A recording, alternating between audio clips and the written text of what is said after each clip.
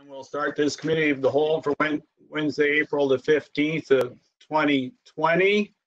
I'll call the meeting to order. And before we start, I'd just like to inform council and anybody else who's online that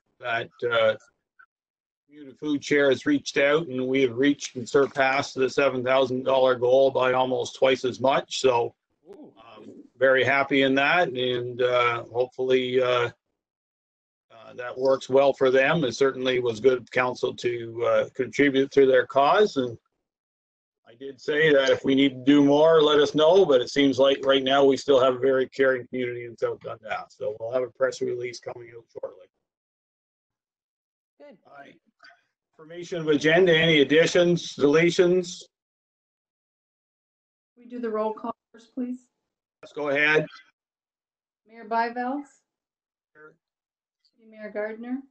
Here. Councillor Lewis. Here. Councillor Mellon. Here. Councillor Wells. Here. CAO Garrity. Here. Director of Environmental Services. Danielle. Here. Treasurer McMillan. Here. And Deputy Clerk Robert. Here.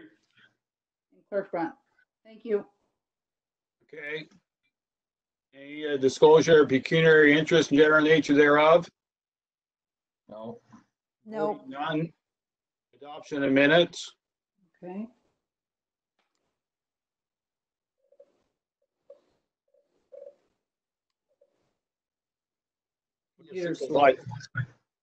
Simplified things, and the clerk has filled in names for movers and seconders. That's okay with council? Yeah. Good with me. Yeah, I'm good. Moved by Councillor Mellon, second by Councillor Lewis, that the minutes of the Committee of the Whole held on March 5th, 2020 of the 7th Council of the Corporation of the Municipality of South Dundas be adopted as circulated. Any discussion or comments on the minutes from council? No. No. Seeing none, I'll call the vote. Mayor Byvelds. Yes. Mayor Gardner. Yes. Councillor Lewis. Yes. Councillor Mellon. Yes. Councillor Wells. Yes. Okay, motion is passed. So we'll move on to our agenda items, and I'd like to welcome our Director of Environmental Services, Danielle Watson, to the committee and meeting, and I'll turn it over to her. Thank you, Mayor Byvelds. So what I thought we could do today, if it's okay with the clerk, is maybe I could share my screen so we can follow along on the presentation rather than you just watching me talk the entire time. There's going to be some sections where we'll pause for questions because there's a lot of information today. So you'll see there will be a slide for questions, and then I'll come back on and stop sharing my screen and we can talk that way, if that's okay with everyone. Yeah. Sounds good. Yeah. Try to share my screen here.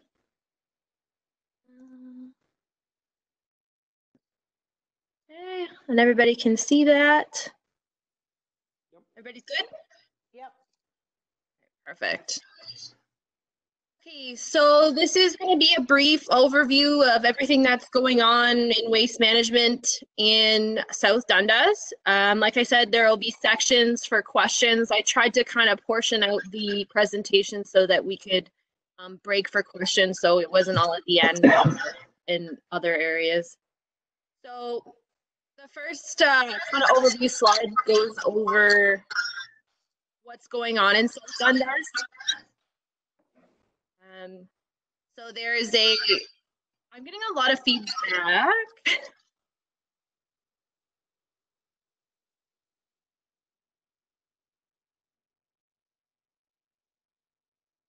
So is there somebody, I don't know if, can you guys hear me still? Yeah. That's for sure. I want us to mute our mics. Might be the best.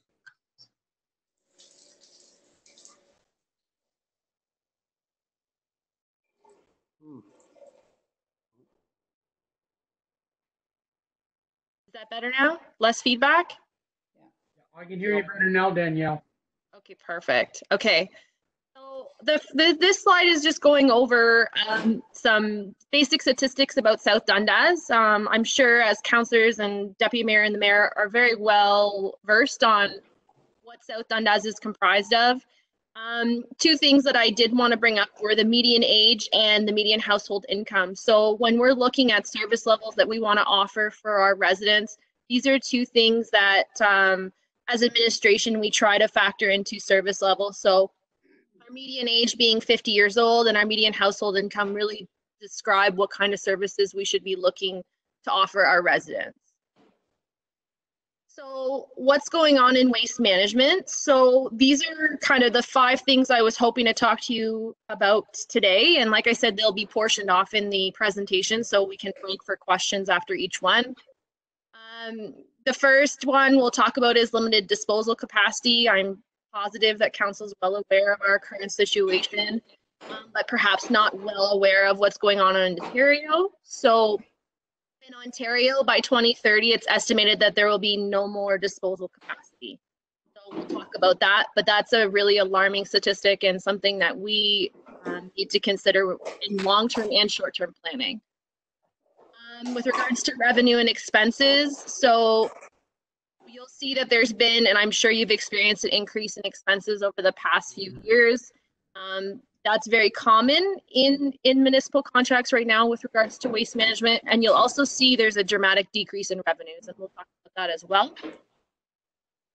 We also have a lot of contracts that are expiring. So at the last council meeting, we discussed our curbside collection contract, and we determined that we were going to renew it until 2021. So we'll talk about the other contracts that are up for discussion. I also put a little portion in here about multi-level government policy changes. So these are some big changes that are coming down the pipeline that we as municipalities will have to make sure we are prepared for. And then, of course, the final one being environmental pressures. So some issues we're having with environmental regulations. So another thing I wanted to talk about today is what we're working on in 2020 and what we plan on implementing in 2020 and 2021. So, you know, and again, this will be a section that we can talk about throughout the presentation, but we're looking at developing partnerships. Partnerships are really important when you're a small municipality. Your money goes way further when you collaborate with others.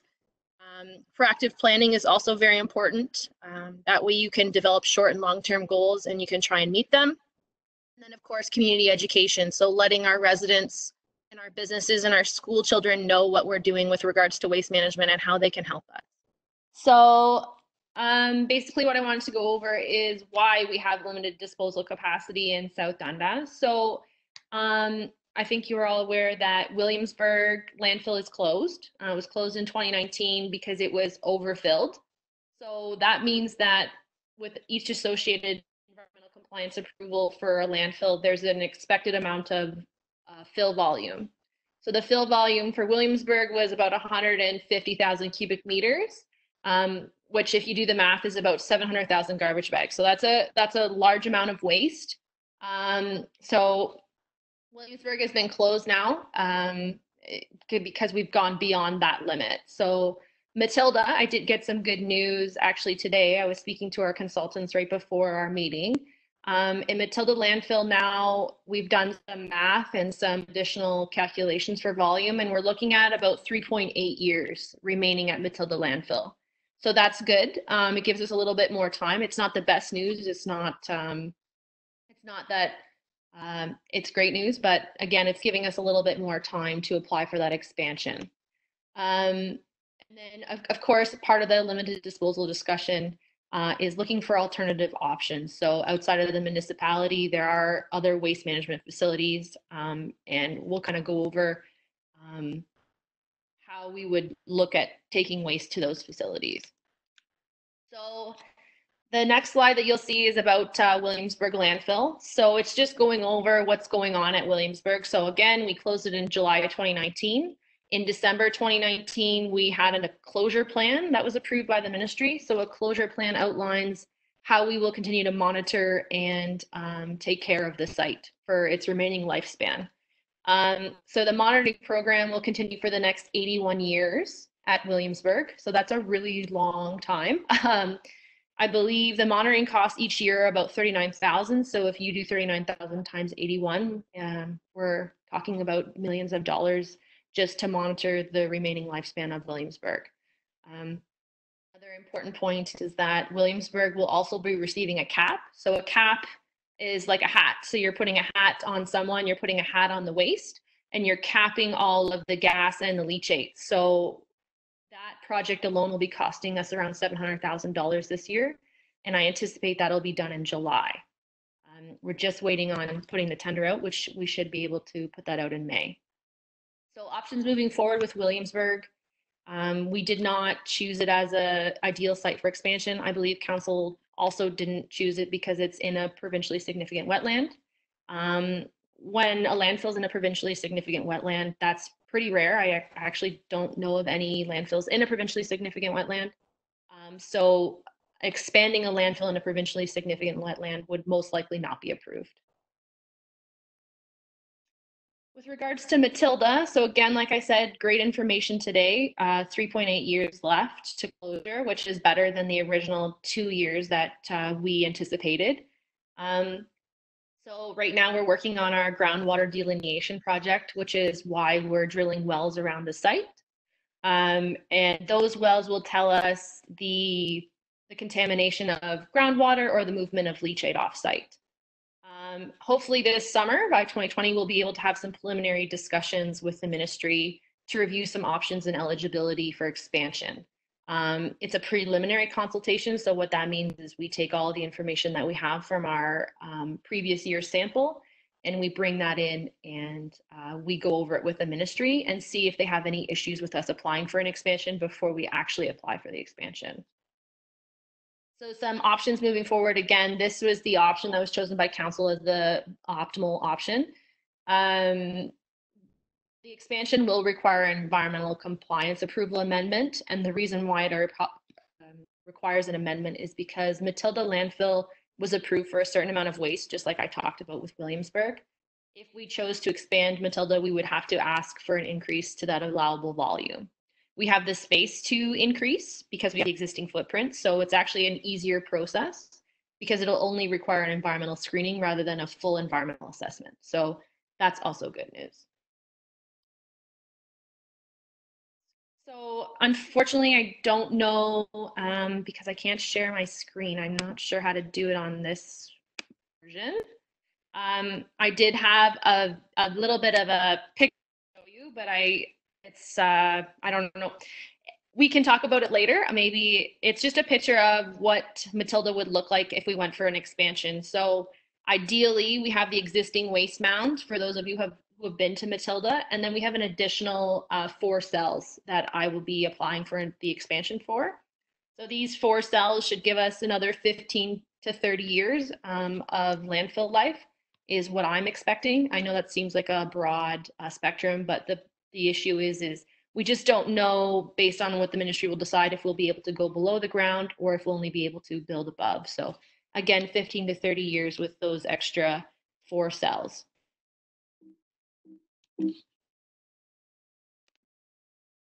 So some alternatives. So we have been looking at alternatives for waste disposal. So some alternative options include private waste disposal. So I have reached out to some municipalities in our area that have private waste disposal.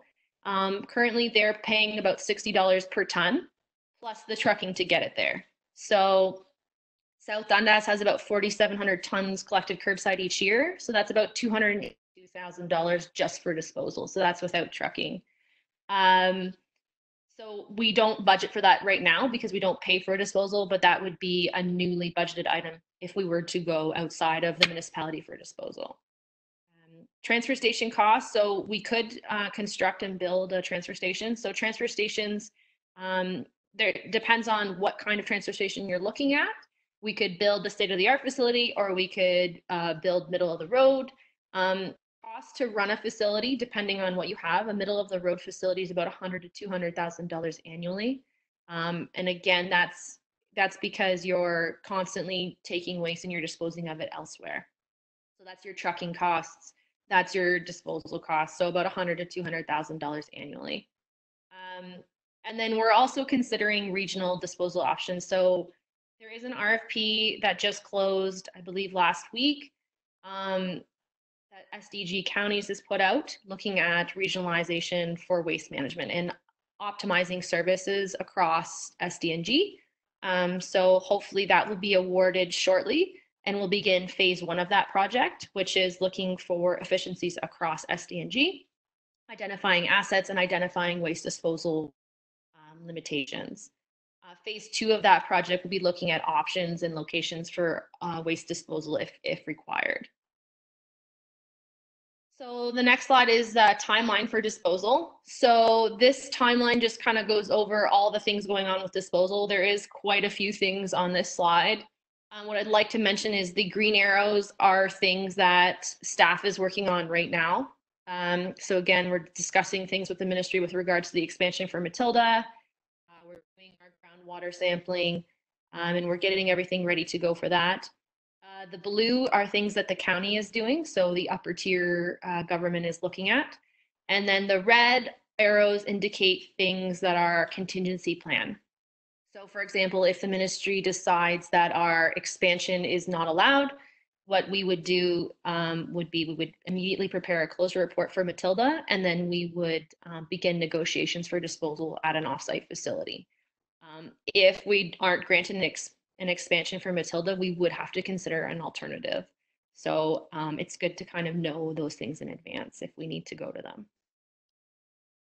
So there is a break in this slide. So if you want to ask questions about Williamsburg, Matilda, or alternative options, now time if anybody has any questions. Okay, Councillor Wells. Yes, Danielle, everything looks great so far. On the Williamsburg one, back before you came about, when Jeff, we were discussing about capping and stuff, what are we tendering out? Just the capping material? Because before it thought that we could do all the capping in-house with our excavator and backhoes and stuff as far as leveling whatever we're going to put on it. So this $700,000, maybe if I have you mute, I have feedback. You have to go on mute in between. Sorry. So we do the math. So the $700,000 is the purchase of the clay capping material. So that material, there has to be a lot. So there has to be a meter cap. So it's significant across the entire portion of Williamsburg. And then the maintenance and the material that we would need to compact that. So a clay cap has to be compacted to a certain level for it to meet ministry requirements. So we would need to bring in equipment to do that. One of the biggest costs associated with capping Williamsburg is of the footprint of the landfill. We went outside of that footprint and deposited waste. So we have to pull that waste back into the footprint of the landfill and cap it as well. So that's one of the reasons why it's so expensive. I hope that answers your question, but we could do some of the work with our own equipment. It's just the fact that we have to pull so much of the waste back into the mound that we just don't have that type of equipment. Okay. You were saying a meter to cap that landfill, like back when Jeff brought it to us at one of a meeting, and I think it was WSP made a mistake on the original amount of capping. Is there another report showing, because I was under the understanding that things was almost dropped in half as far as capping. Like 1 meter don't sound like half, unless I missed them, because I haven't seen a report since Jeff brought it to us the last time and WSP was in there explaining stuff, but apparently they made a mistake. I don't know if you were aware of that. So WSP's original estimation was just based on an aerial view photography of the site. So when they brought that estimation to you to begin with, it was very high for surface. So the one I'm bringing now for the $700,000 is the actual limitation. So the actual section of capped area. So the 1 meter, it has nothing to do with that. A 1 meter is the standard for the ministry. You can't go anything less than a meter. It's just a surface area. So WSP originally had a much larger area to be capped. And then when we did the actual work, it was much smaller. So the $700,000 is actually much cheaper than the original price that we were looking at, which was close to, I believe it was actually over $1 million.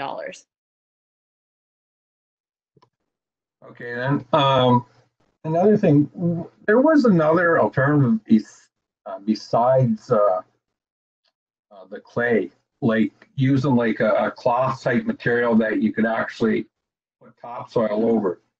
Have you checked into that at all to see if that was obviously whatever you're going to come up with the cheapest solution, but to move clay and all that, the labor part to move clay and compact it compared to if you're using some kind of a fabric to cover it, then cover that.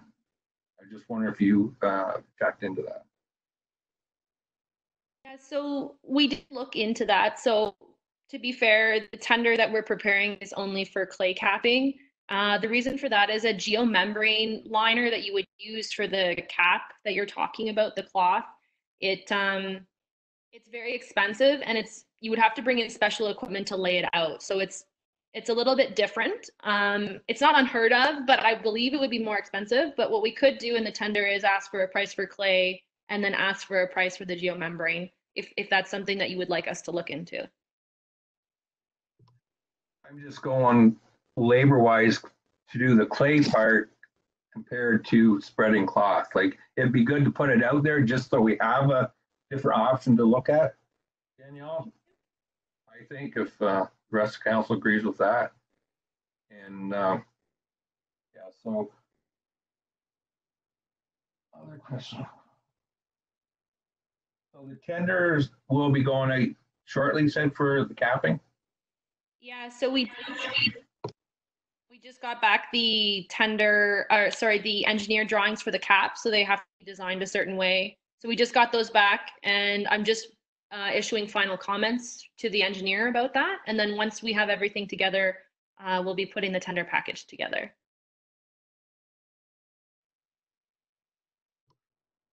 Okay, that's it for me now, and I might come back on some stuff from Matilda if someone else wants to say. Anyone else? Questions, comments? Councilor Mellon? Thank you, Mayor Byvells. I guess the comment on Councilor Wells is I know that membrane, some farmers have used it in the bottom of the manure lagoons, and they've had almost heart attacks when they bought it.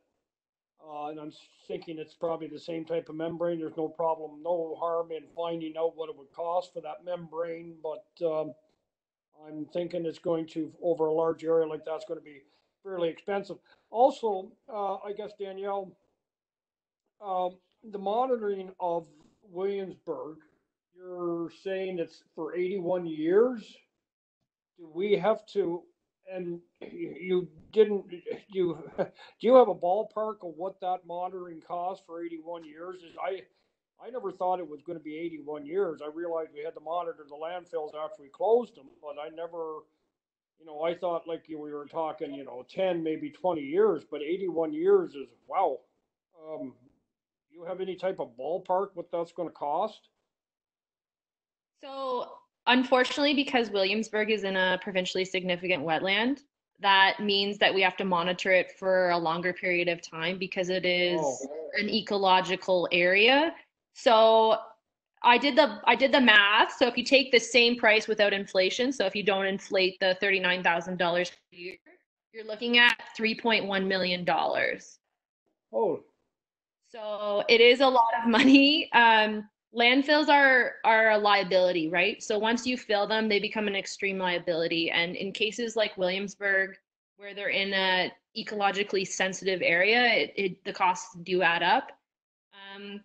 That's not to say, though, that in 50 years, maybe we don't have as much contamination, and maybe the ministry is different then. Maybe we have some new science, like 81 years is a really long time away. So we might have some sort of different approach, hopefully, so that it doesn't cost so much. But that's using the row method, which is identified as the method to calculate contamination lifespan. So it's 81 years right now, and we'll continue to monitor it and see if we can maybe knock those years down.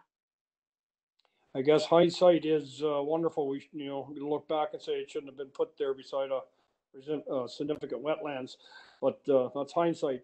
Where was I here?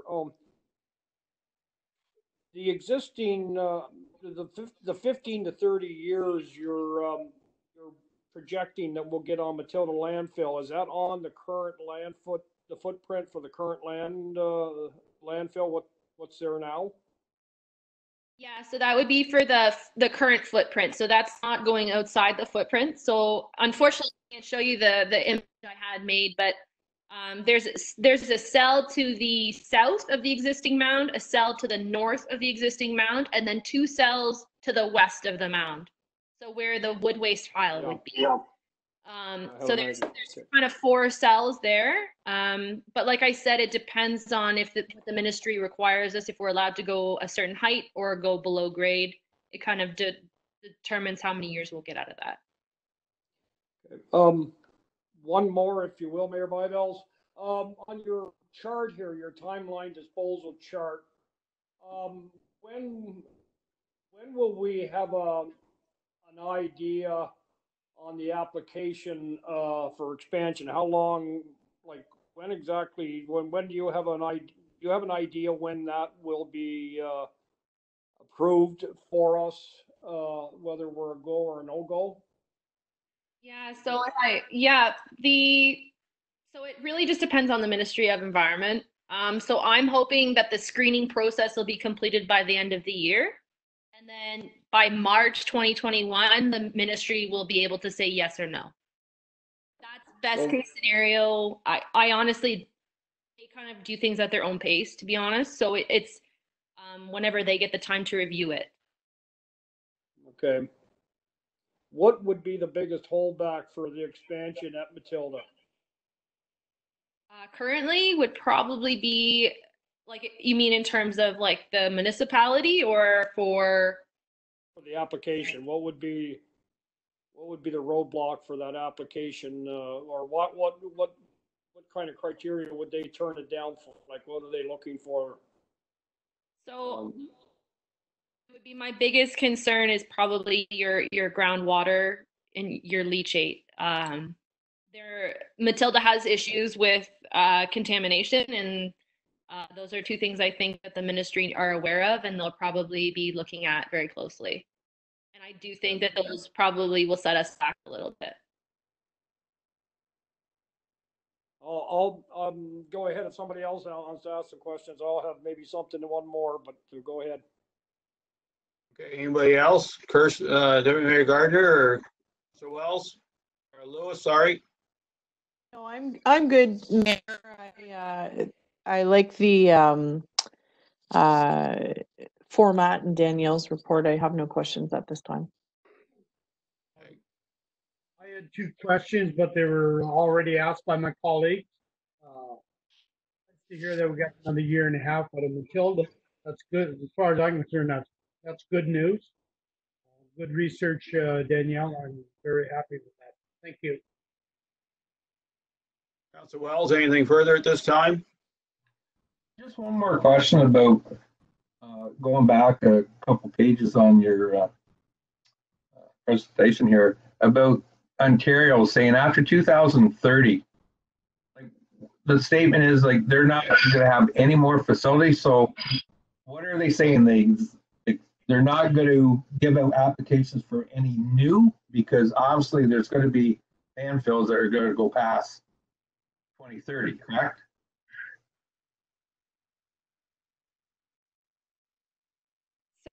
Yeah, so basically that report came out in 2018. So that statistic was looking at landfills that exist in 2018 and looking at their total disposal capacity.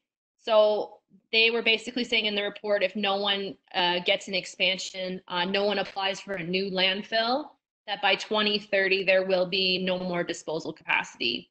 So the Ontario Waste Management Association was the one who led this, I guess, this research on this to kind of push the province to show that the province needs to allow more, either more investment in waste management or needs to allow there to be more opportunities for waste management, because there isn't enough capacity for us to continue into the future. So the Ministry of Environment's aware of that timeline as well. There are private facilities that if they're given an expansion, for example, the facility in Moose Creek, they've actually just applied for an expansion. That expansion will take them beyond 2030. But again, it's not an approved expansion, so therefore it's not approved capacity. So approved capacity will not, at this point, exceed 2030. Thanks, Danielle. Councilor Mellon, something further? Yeah, one more thing. Councilor Mellon, can you make sure you speak toward your computer? Because when you look off, we can't hear you. Oh, sorry. I'm glancing over at my other computer. The SD&G efficiencies, Danielle, you mentioned in your report. Like, what exactly are SD&G as far as efficiencies regionally? What are they looking at, or what exactly is the counties doing that way?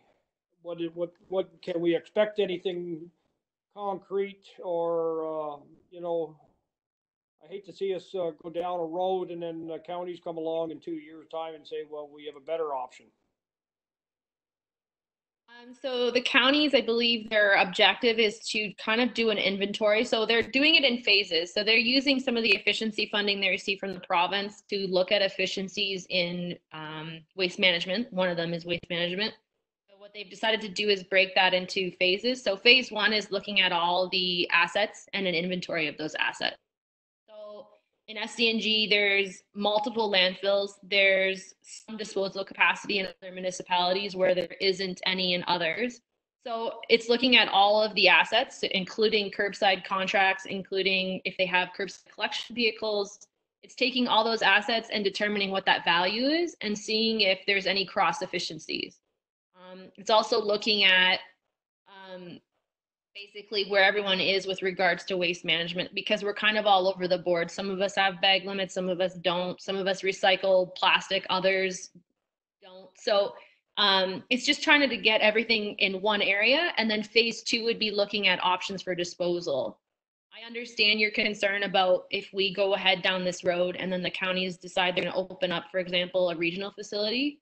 However, if they decide to open a regional facility for waste management, that's going to take them 10, probably 12 years to get an approval.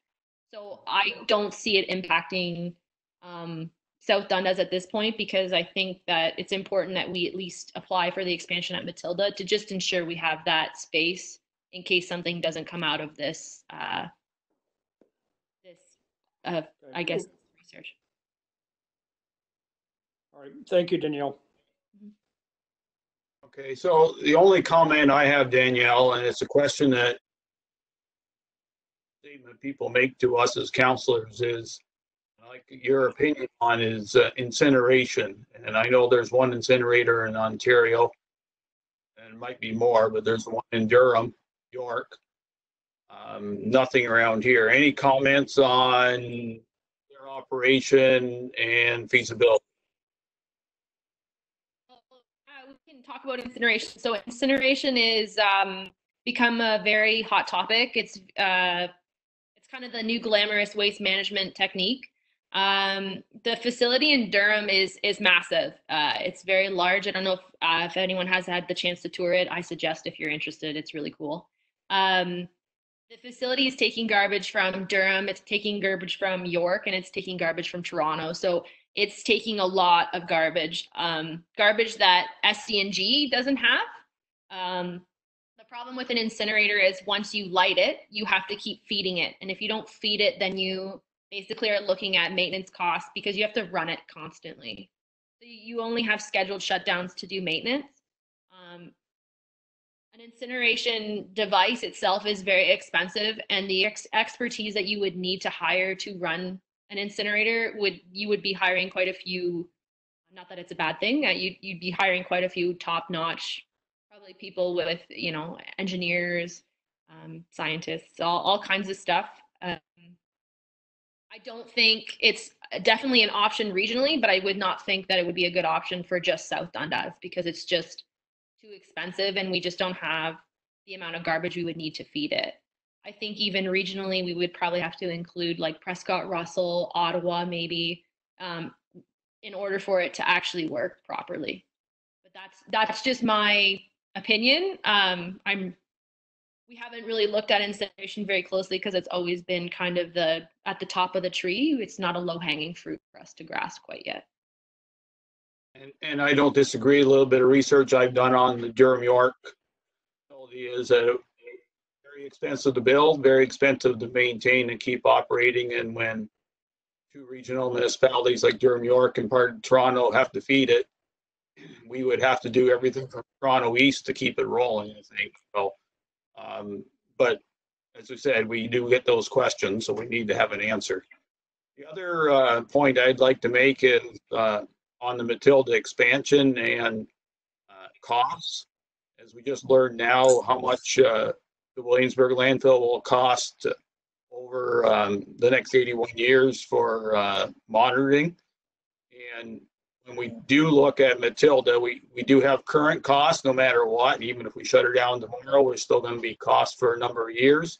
But we need to look at it from a life cycle analysis point of view and make sure that in the end, the numbers make sense. And, you know, if we spend X on expansion, how much it's going to cost us to monitor down the road, like the whole thing has to be encompassed. And then we can make at least a decision on, is expansion the right thing, or do we go and send our waste to another facility on what they charge us? And I know there's risks in that, but full information is what we're going to need to make that decision down the road. Okay. Anything else right now from council?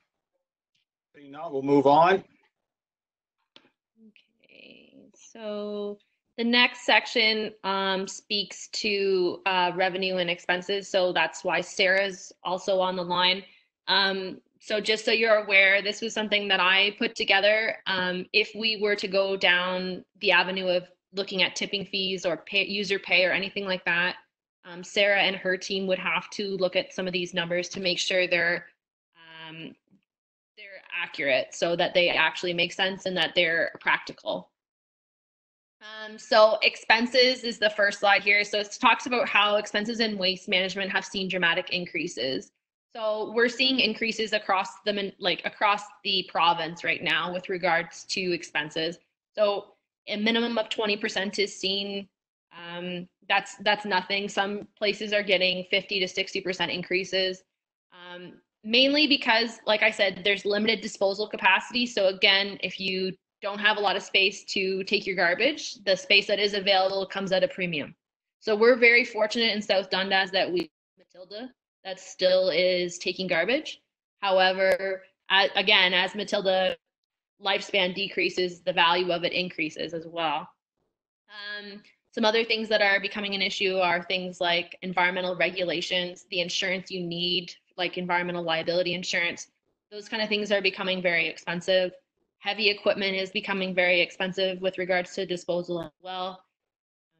With regards to diversion, I think everyone is aware of how the recycling market has gone. In 2018, there was a dramatic crash of the recycling markets, and that was because China decided they weren't going to take our garbage anymore. So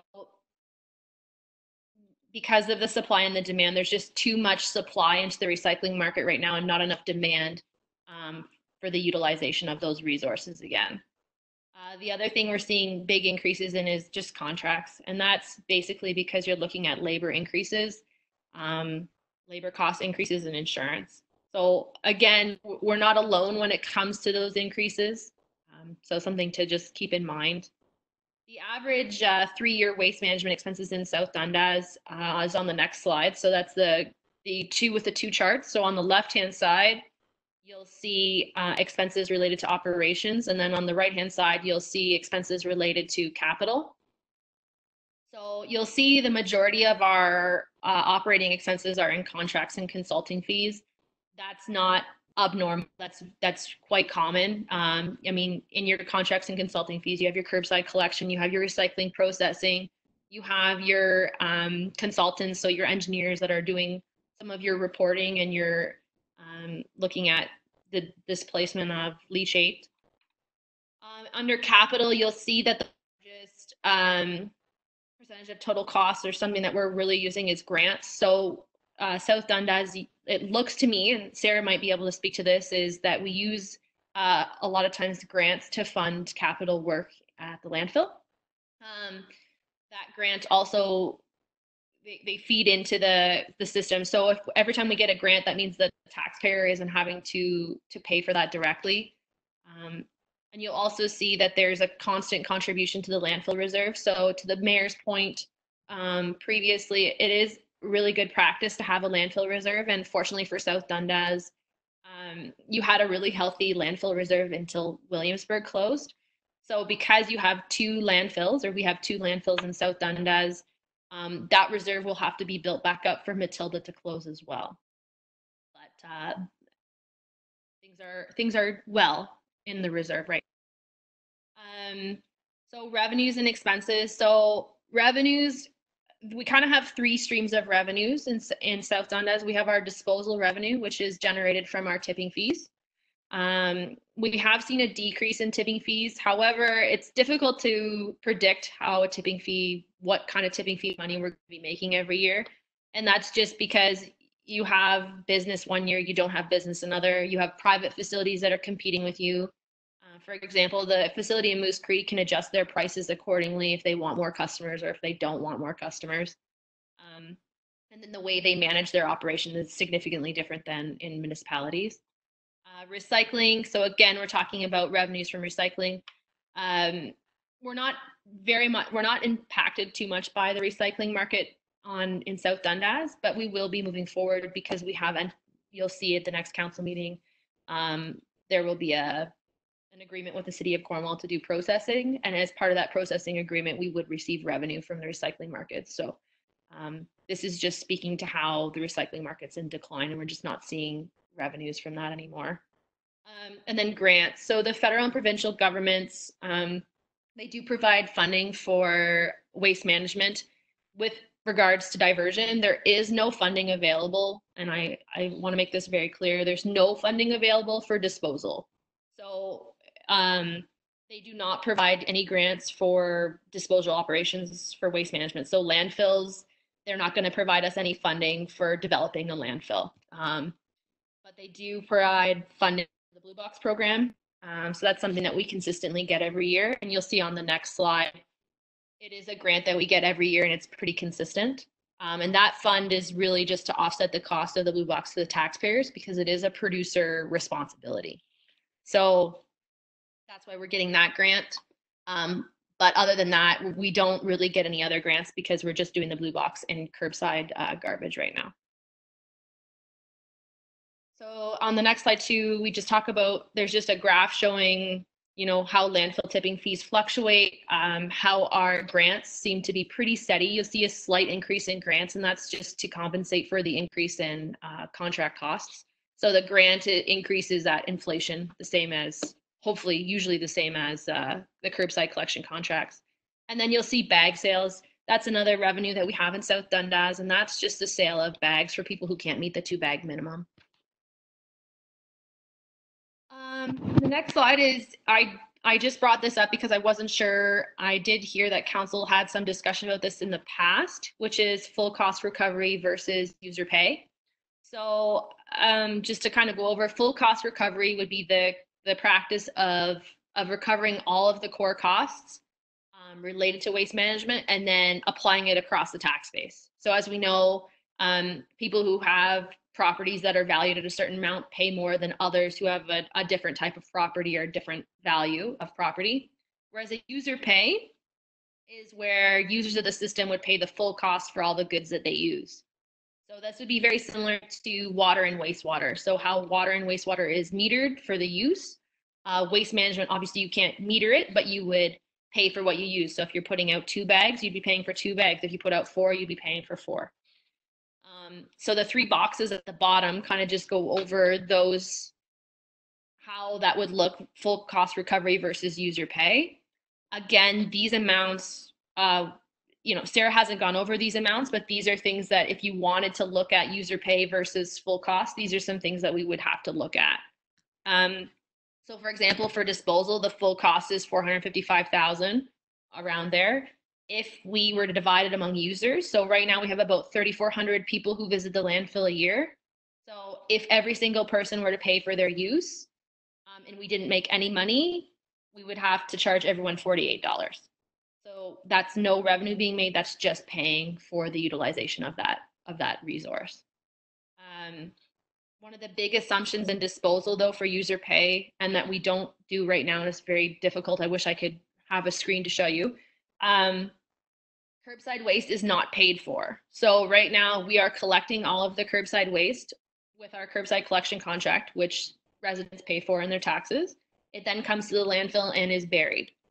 So we're not paying for disposal. If we were to shift to an alternative method of disposal, so if we decided to go to Moose Creek or we decided to go somewhere else, we would have to pay for disposal.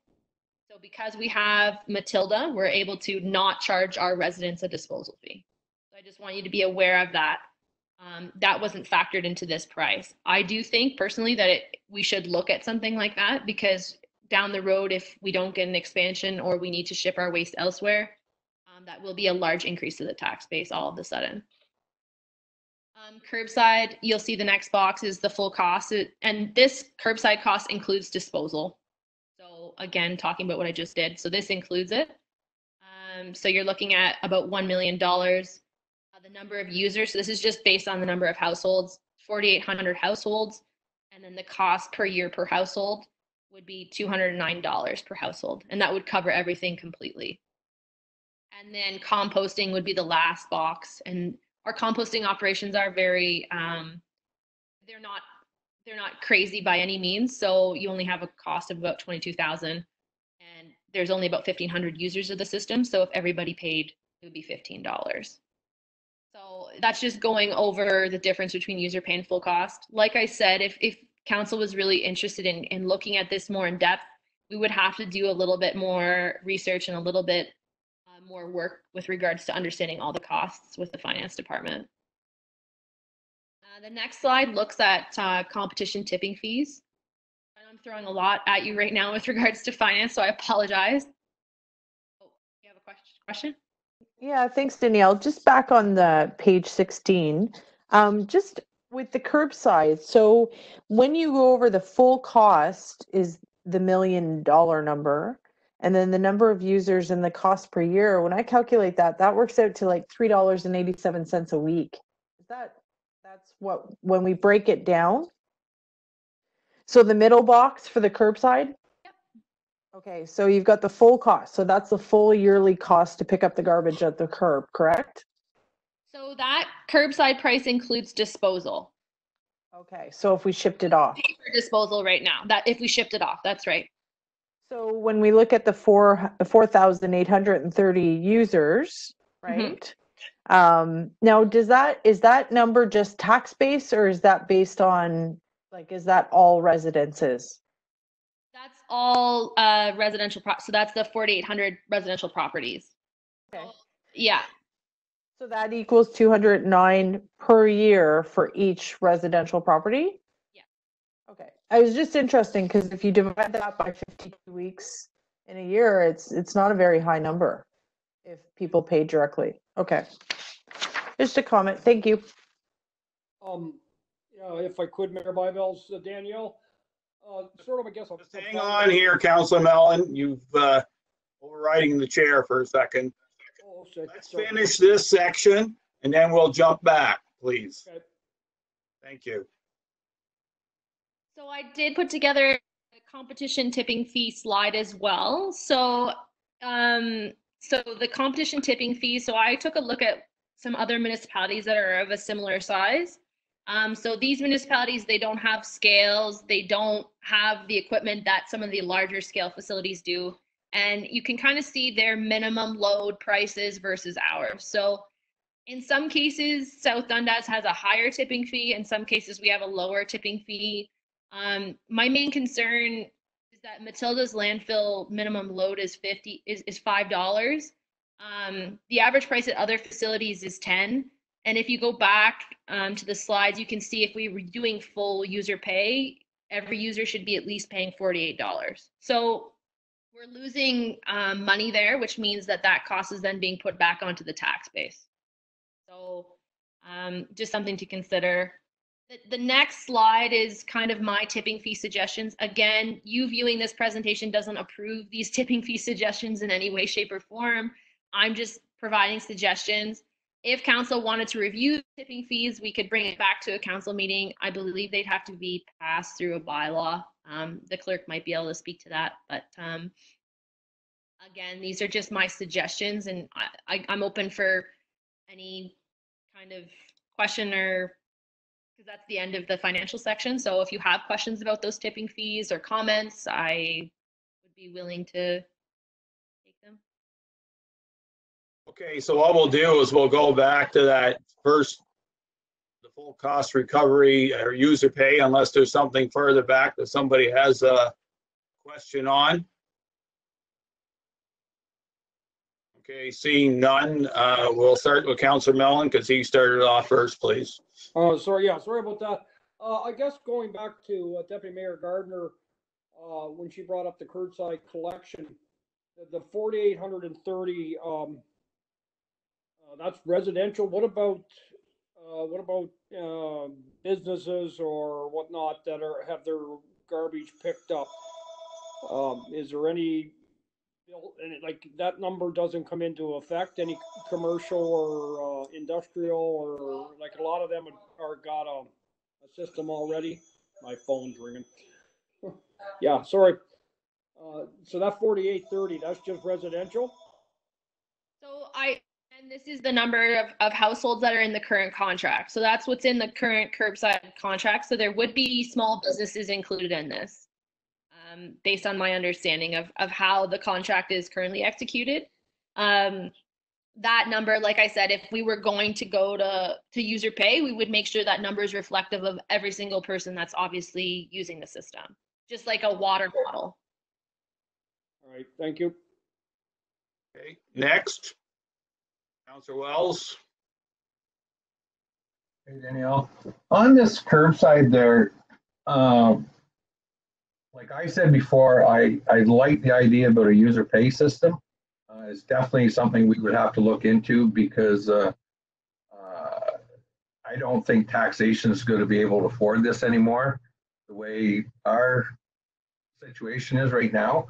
But on the curbside, now 1 million with the 4,800, and there's small commercial people included in this, and actually I'm one of them. I'm allowed 2 bags from my shop here. But say contractors and that, if you have your garbage, would there be something that they would transfer, like say to dump it into a container at Matilda, then have it trucked away, or would all contractors would have to take it to Moose Creek or something? Would we entertain by having dumpsters there or something? That I know you were saying about before, roll off containers, that someone comes in, dumps a load, and we would put it into certain containers and truck it ourselves. Would be additional cost this thing, or a separate thing by itself, like a user pay system? So if we look at what's existing, so this is just looking at the current system. So this is no improvement to the current system. We're not adding any services.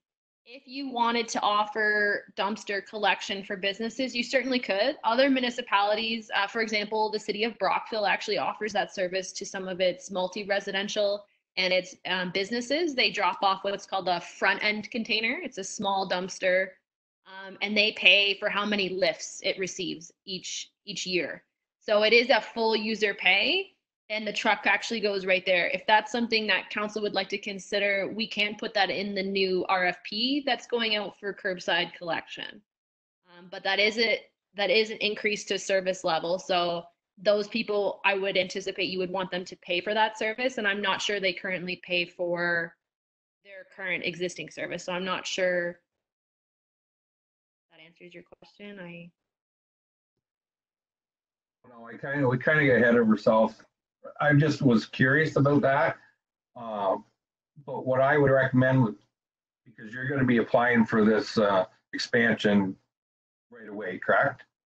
And be working on this like user pay system, because right now, if we just stick to our 3 years or 3.5 years that we have for Matilda, at the end of the day, we're going to have to do something like this. And I think it's going to have to come down to a user pay thing.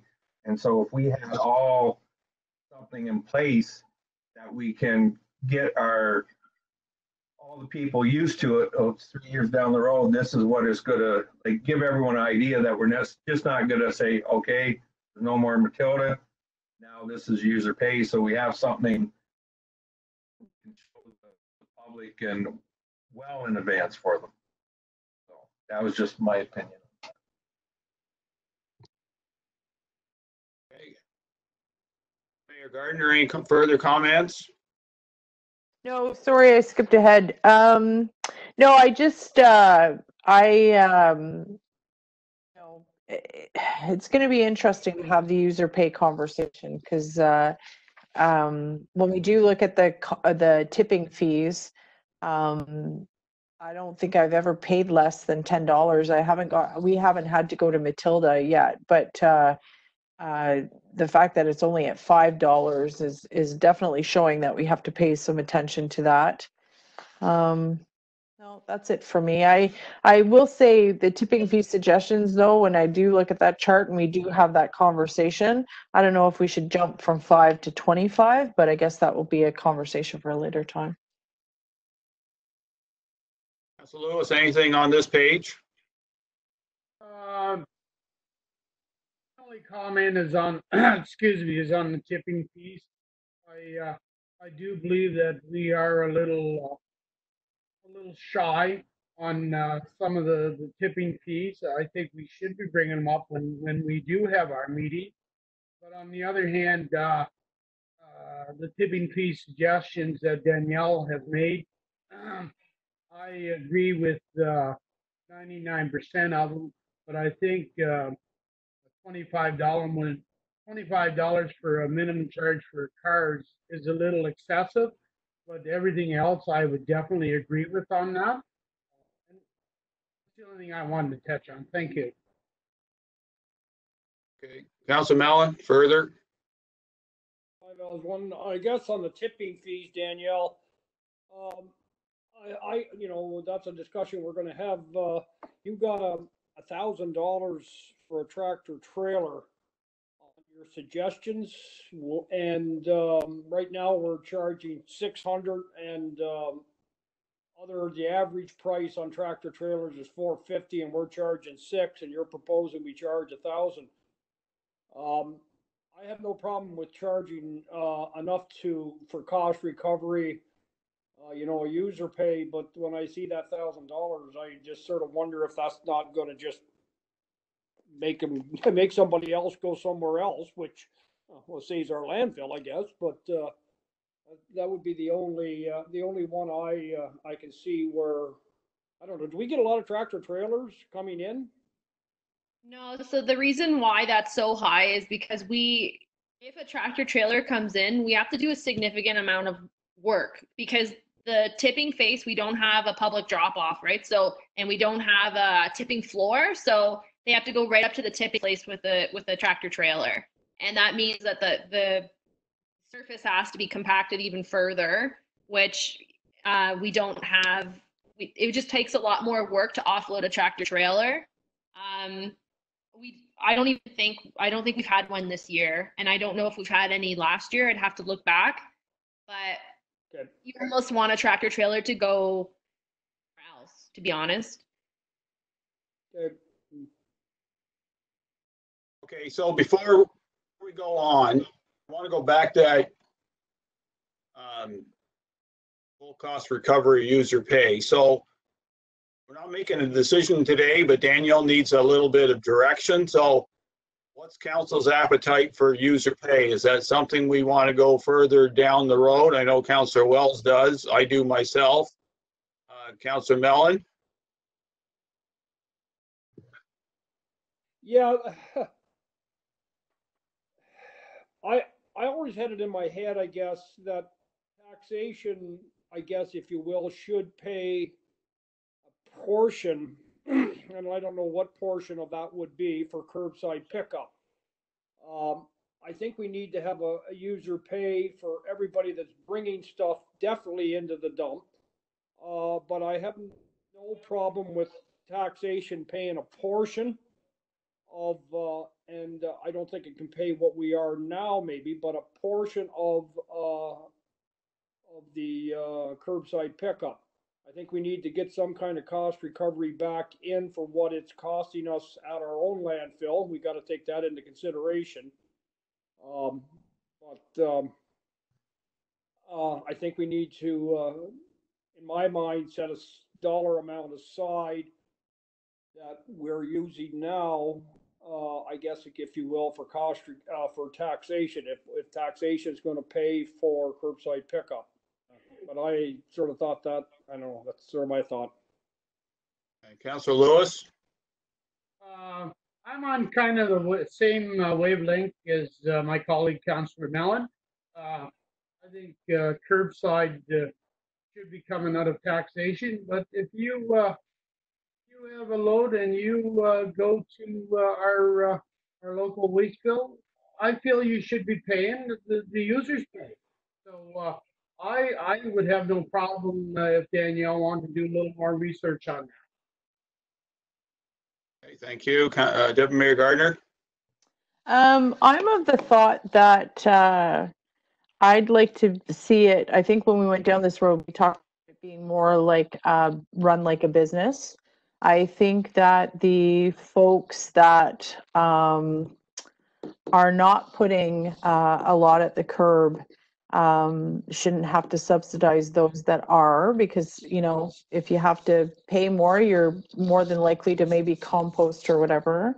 So I definitely would like to explore the user pay system. I think that that would go hand in hand with any proposed education type of thing. So I'm leaning more to fully running it as a business and having folks. I mean, if we use taxation to subsidize it initially, perhaps that's the way to go, and do it kind of roll it in a little bit. But I'm interested in exploring the user pay option. Councillor Wells, anything further? Yes, and I agree with all my colleagues on that. The user pay is very good.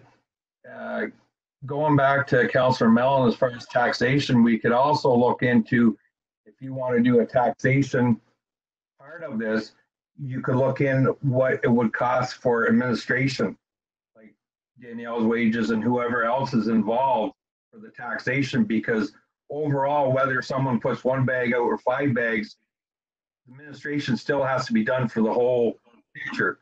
So if we want to take the route using the taxation, that would be one part where the taxation would pay the administration part of it, and the users would be the recovery cost. And something down the road I would like to see with these tipping fees, if we got the expansion that we're going to get another 20 to 30 years, Danielle, it's something to look into as putting a scale in.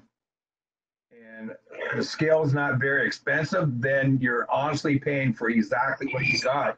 If you can bring in a 10-foot trailer and have 3 tons of garbage on it that you can't compact, or you can bring in a 10-foot trailer that has 1 ton on that you can compact. So if everyone's going to be, I would really like you to look into putting a scale in. And like I said, there's not a lot of work to putting a scale in. It's not a lot of money, and you get a true tipping fee, I think. And I guess that's it for me on my remarks. Councillor Mellon? Thank you. Yeah, I sort of agree. You know, when I said, you know, taxation could pay for a portion of, you know, I'm not sure. I'm going to leave it up to the number crunchers to figure it out. I don't think we can continue to afford total taxation to be going into it. But like as Councilor Wells said, whether we take administration costs or what, but I think taxation can pay a little bit of towards it, but the majority of it has to be run by a user pay system or as a business. Thank you. Okay, so my only comment further on it is I want to caution council on calling it a business. I think we'd be in the nonprofit business end where we kind of want to equal things out fairly. Like Councilor Wells's idea of, taxation pays for administration and the rest kind of gets based on some sort of user fee system. And if we ever do that, we'd have to bring it in on a scaled basis. So it's not a shock. And just a comment, I know the people that live in the city of Ottawa do have a user pay on their tax bill. It's close to $100 if it's not. So it's not a precedent. I know other municipalities with no landfill, it certainly has to be user pay because that's what companies like GFL cost. So Danielle, any further comments on that? No, I think I got a lot of good comments on that. So I think we can definitely look at our options and we'll present something back to you regarding user pay versus taxation or some mix thereof. The comment about the scale is very appropriate. I do agree. If that's something that you want to consider, it makes it a lot easier. The tipping fees would be easier to also make sure that the user's paying for it. Because what you can do is you can take a volume, you can take your volume in cubic meters allowable, and you can spread that across specific waste types for tonnage. So it makes it a lot more justified in the amounts that you're charging. So those are just my two comments, but I've taken your comments and I'll work with Sarah and maybe we can come up with something to bring back to you. Okay, is there anything further on the proposed new fees? See a lot of no's, so I guess that can be something we bring back to council and we can further debate it at that time, but looking at the scale, I think it's very appropriate for what we need to do. So that's it. Then we'll move on to the next section, please. Okay. So the next section is about contracts. So we already discussed the Miller Waste contract. You guys have approved it as part of council for it to continue until April 2021. The big challenge now is what happens next. So after 2021, we will need a new contract. So something that administration has been working on is developing an RFP for the continued curbside collection. So as you saw in the proposal at the last council meeting, we're also looking and considering separating processing and collection. So the processing of recycling, we would enter into a separate agreement with someone rather than including in our curbside contract. And that's just so that we have better control of costs because recycling processing is getting quite expensive. One of the things we are also discussing as part of this RFP is that administration will be submitting a bid from the municipality itself. So if the municipality were to do curbside collection in-house, what it would cost. So not only will you be receiving private bids, but the municipality will also be submitting a competitive bid as well. One of the things that's important when we talk about contracts is the curbside bylaw, which I believe we're going to discuss at the very end. Today, I'm going to be looking for your feedback on my changes to the curbside bylaw and what you would like to see or what you would like to change. The reason why I need your feedback on the bylaw currently is so that we can make sure the curbside collection contract is reflective of what you as council would like to see with regards to service level. So once we edit the bylaw and we pass the bylaw, we'll be able to make sure that service level is what is offered to the residents through the new contract. So it'd be a good time if you wanted to see changes to input those. The next slide goes over, it's kind of just a timeline on what's going on with curbside collection contracts. So we're at the April stage where I'm looking for your feedback on the bylaw. And then hopefully at the end of April, I'm hoping right to to tender for the curbside collection. So at the beginning of May, end of April, that contract will close in June, and then we will know who is a successful bidder. If the municipality is successful, then the blue arrows that are in your graphic, those will come into play. So administration will have to start working on doing a lot of things like, procuring collection trucks, getting drivers and collectors and that kind of thing. The new contract will start May 1st, 2021. So it's a bit of a tight timeline, but definitely doable. The next slide goes over our recycling contracts. So I know that this has been a little bit of an issue, and it's an issue everywhere in Ontario, actually everywhere in Canada. So right now our green and blue box programming is going to the city of Cornwall. And what they do there is, and I had a slide to show you what they were going to do there, but anyways, so they have a bunch of equipment that obviously sorts the materials to prepare them for marketing. So right now we're paying $301 a ton just through the Miller contract, but beginning in May, which is what's going to come to the next council meeting, is an agreement with Cornwall. And then you will begin actually seeing revenue come back from the city as well. So we will be paying $301 a ton, but I do anticipate that we will be getting some revenue back. So that's a good thing. We did look at alternative processors. So it wasn't just that we decided to go with Cornwall. We looked at Tomlinson Environmental in Ottawa. They have a material recycling facility there, as well as Cascades in Ottawa. They both have reputable material recovery facilities. However, once we factored in travel and they don't revenue share, it's about the same price. So it's competitive with Cornwall's. Some of the other diversion opportunities that may want to talk about today, or if I could get some direction on, there are some opportunities with construction and demolition waste. With the construction of the new subdivision coming into Morrisburg as well, it might be something you want to consider.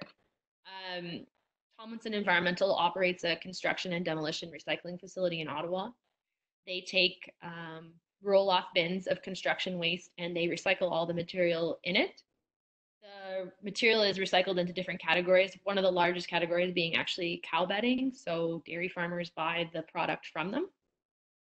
Another diversion opportunity that I'm looking for a little bit of feedback on or direction is the recycling of mattresses and furniture. So there's a company out of Montreal called Mat Canada, and recycle mattresses and furniture. And what they basically do is they take all of the materials and they put it out. So manually they separate the mattress and furniture, and each one goes to a different recycling processor. So again, removing those two things from the landfill would be really great.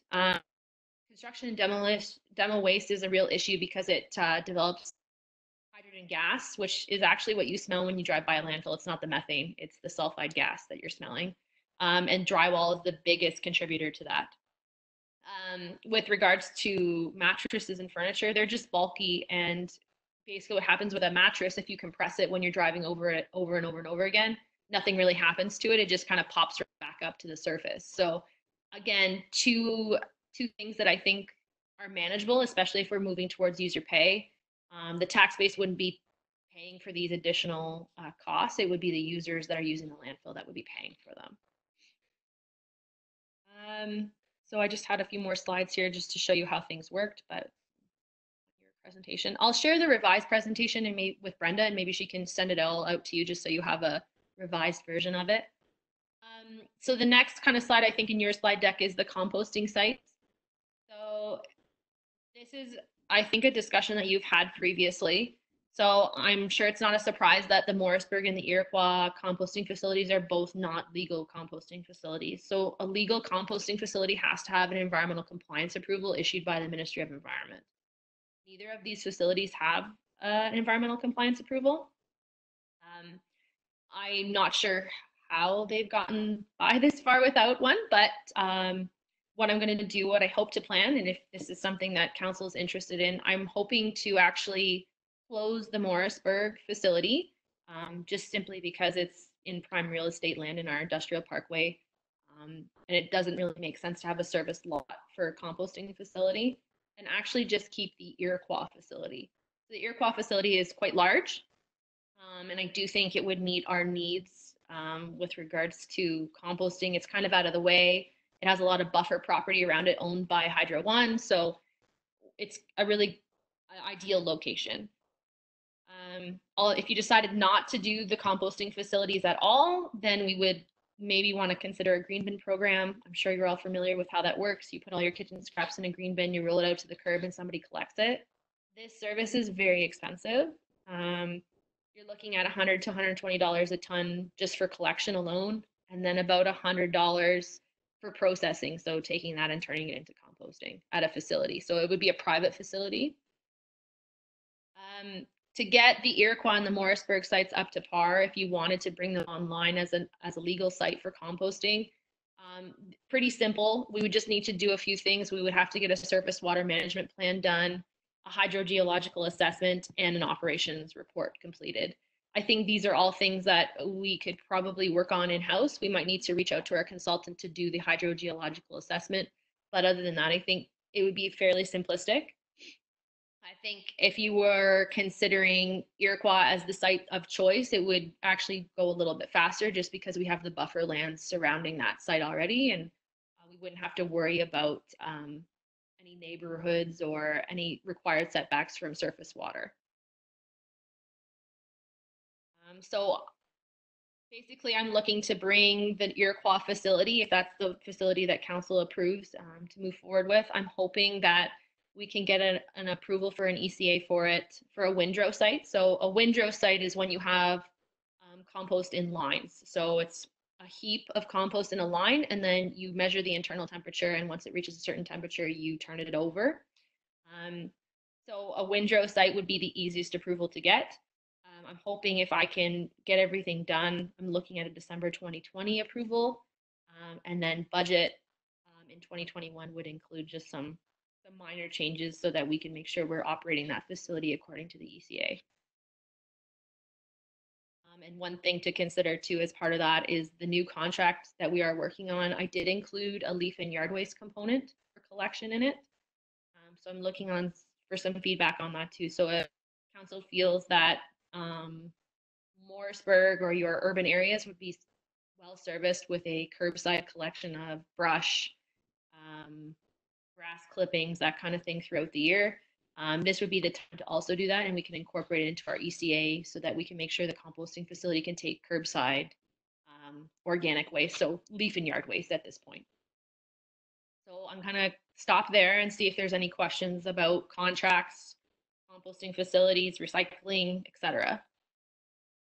Okay, we'll start with Deputy Mayor Gardner first, please. Thank you, Mayor Bybelt.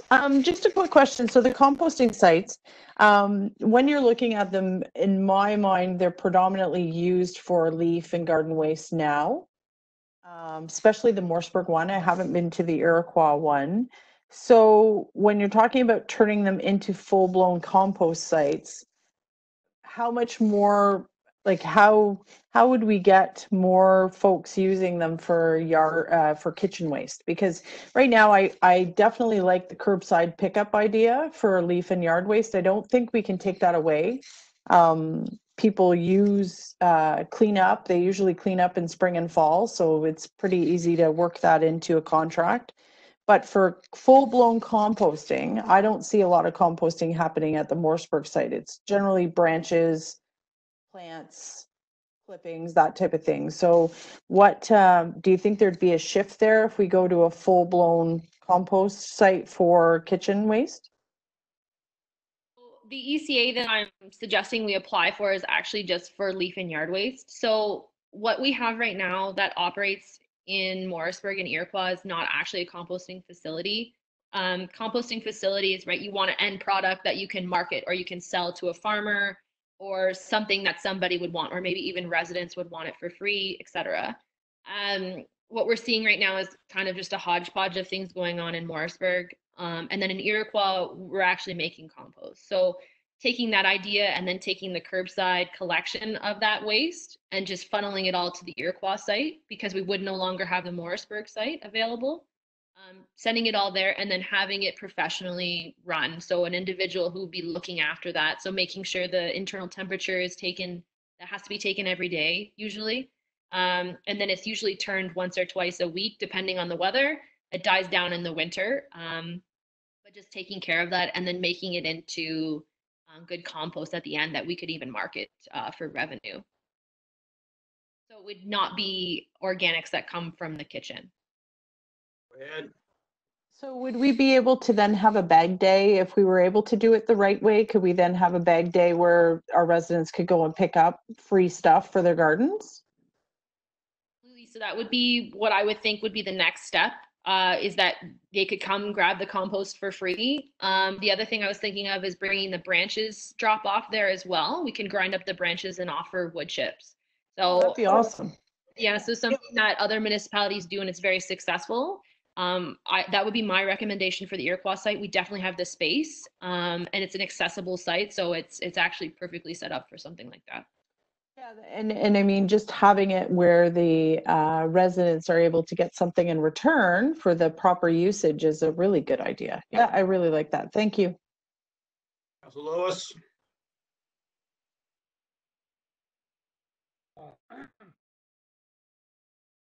The way the Morrisburg compost site is being used these days, I feel that it most likely shouldn't be there because you find everything from soup to nuts. People do abuse it. And I like the idea of where your compost site is going to be manned per day, because I think, and I don't believe that we do need two compost sites. I think Iroquois would be a good place for that. But fair warning, when you close the Morrisburg compost down, you're ready to pull your hair up because you're going to get a lot of complaints. I think where you're coming from, Danielle, it sounds good to me. I would be very willing to try it. Councilor Mellon. When you mentioned about the construction material, drywall material, whatnot like that, to be taken, I would assume contractors would, I just assume contractors would be looking after that themselves now on a per, job basis. So you're mentioning we take this and then send it away and, sell it back to somebody. The same as the mattresses and whatnot. I would think that just the transfer station, if somebody wanted to bring construction material in, we can sort it. We charge them enough to cover our costs, and when we get a big enough load, we take it. We could have somebody pick it up, take it somewhere. The same with our mattresses. Get the mattresses and couches, whatnot, out of our landfills. But there's a cost, and it's dropped off at a certain location inside the gates of our landfills, and then not put in the landfill and then taken away by somebody or taken somewhere at a cost recovery basis, at least. The compost sites, if we made Iroquois, just ballpark, maybe you don't have a number, what that would cost to make, say, the one site legal, I guess, if you will. I think an application for an ECA is about $1,400. It depends. That would be the only thing. I mean, we would have some consulting fees. Like I said, you would need a geologist to do the hydrogeology of the site. I don't have that certificate, so we would need to go out for that. And then to construct, you're going to want to do some asphalt pads in some specific locations. It doesn't need to be the entire site. I don't think it'd be overly expensive. It would be a capital. I would think you would want it to be a capital expense because it is the building of a new facility. I don't think it's going to be more than $100,000, but I mean, we can bring those numbers back to you so that you can look at what that would cost. I don't think it would be expensive to change that Iroquois facility into something that works for everyone. Okay, yeah, because it'd be nice to have those numbers. We'll have to give you a chance to crunch those numbers together. The curbside, the compost curbside pickup for compost leaf, whatnot, that would be a user pay system, obviously. So if it's Curbside, right now, curbside collection is paid for by the tax, so it goes on the taxes. It wouldn't be a user pay system. It would go on the taxes unless you wanted to change everything so that it was user pay. Oh, definitely, yeah. I mean, if we're gonna pay, if it's a user pay system for garbage, it's a user pay system for compost too. I mean, and to me, it makes no sense if we're gonna, you know, I have no problem with a compost site, but it shouldn't be coming out of taxation because of the ones, you know, if you're going to compost, either that or people can compost themselves into in their own backyard with a fairly inexpensive rain barrel, if you will. The leaves and the branches, that if you're going to be able to handle them, that should be a separate location at Iroquois if we just went with the one. And I do believe that we can close Morrisburg, even though somebody might not like it. The reality of the game is that we can't have two half-run compost sites. But the leaves and the branches, you know, people wanted to take them into a site. Would there be a charge for them to take that in? Because we can't, you know, we can't very well afford to put a, you know, to make it you know, a place available for them. There would have to be a user pay system too to dispose of leaves and branches. I would think if you're looking at charging people for curbside collection, you would want to charge people as well if they're delivering it. Maybe you look at a less fee because they're delivering it right to the site. Yeah.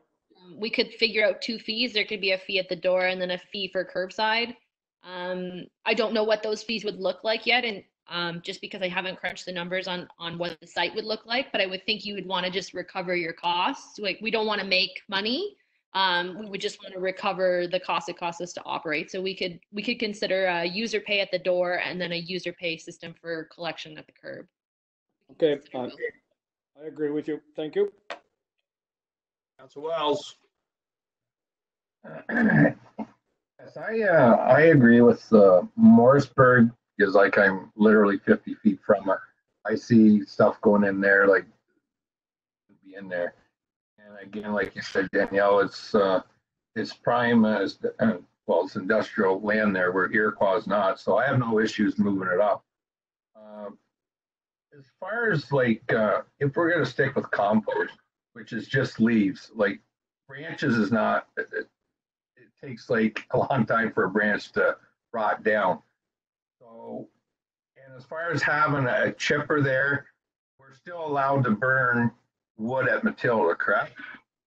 So if we just made it that all the wood went to that part for now, so we see where that goes, then down the road, like I wouldn't offer to chip it, then people come in and get chippings when you have companies selling wood chips to make a living, and we're giving them away. Like if we charge people to do it or whatever.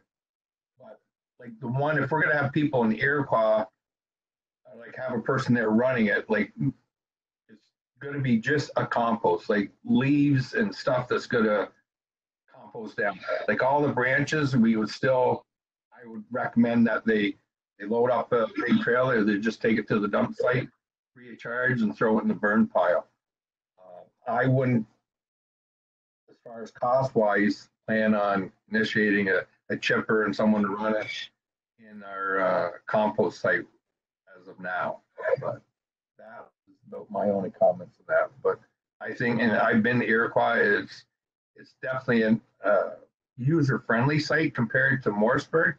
You just drive in, it's a great big square block, and people, like everyone said here, they're gonna, Councilor Lewis said about getting phone calls, we're gonna get it, but we got it, we can't get the point where Morrisburg is, there's a lot of work just involved to clean that site up right now. Like it's gonna cost us a good penny, so we keep doing it, we're just gonna have.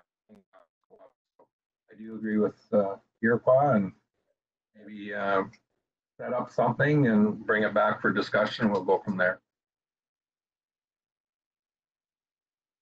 Any comments, Danielle, on that? The only thing I would caution you on is if we decided to not take branches at the composting facility, that's fine. I didn't really talk about it previously, but I just wanted to bring it to your attention that the burning of wood, that's really unheard of. That's a really old practice. So I imagine when we apply for an expansion at Matilda, most likely we will lose the right to burn stuff at Matilda, just from the ministry.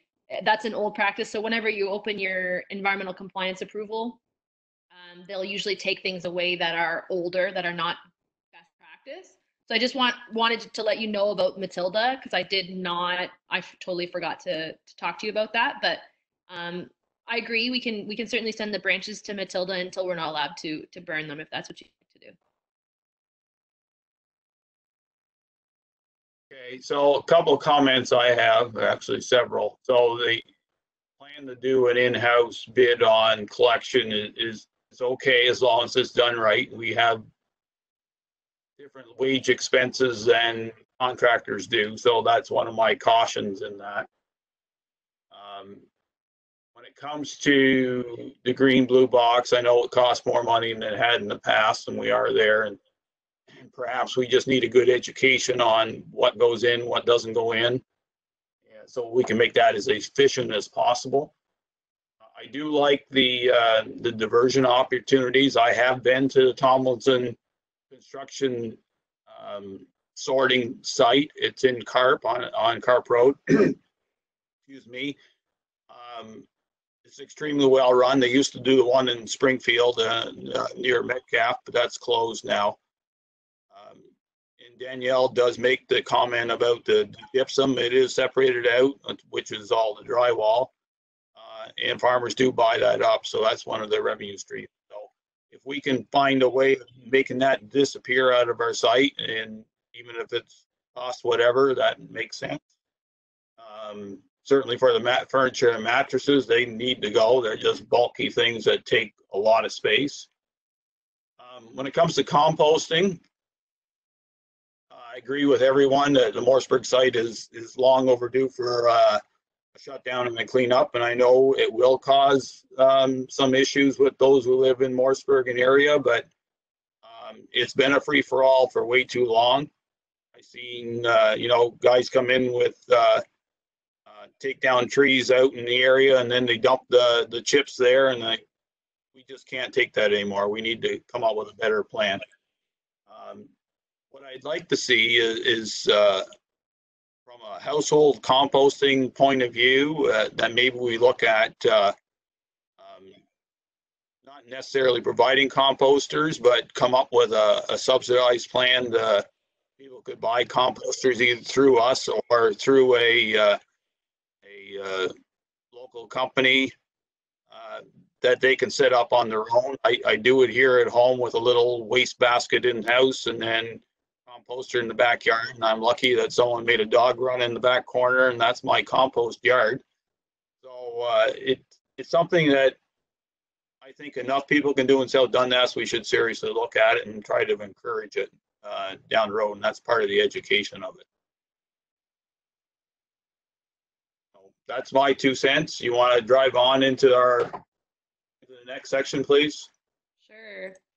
So the next is just a really brief overview about the government in Canada and how it's involved in waste management. So just a brief overview, maybe even for the residents that might be listening. So the municipal government is responsible for collection and disposal of residential waste only.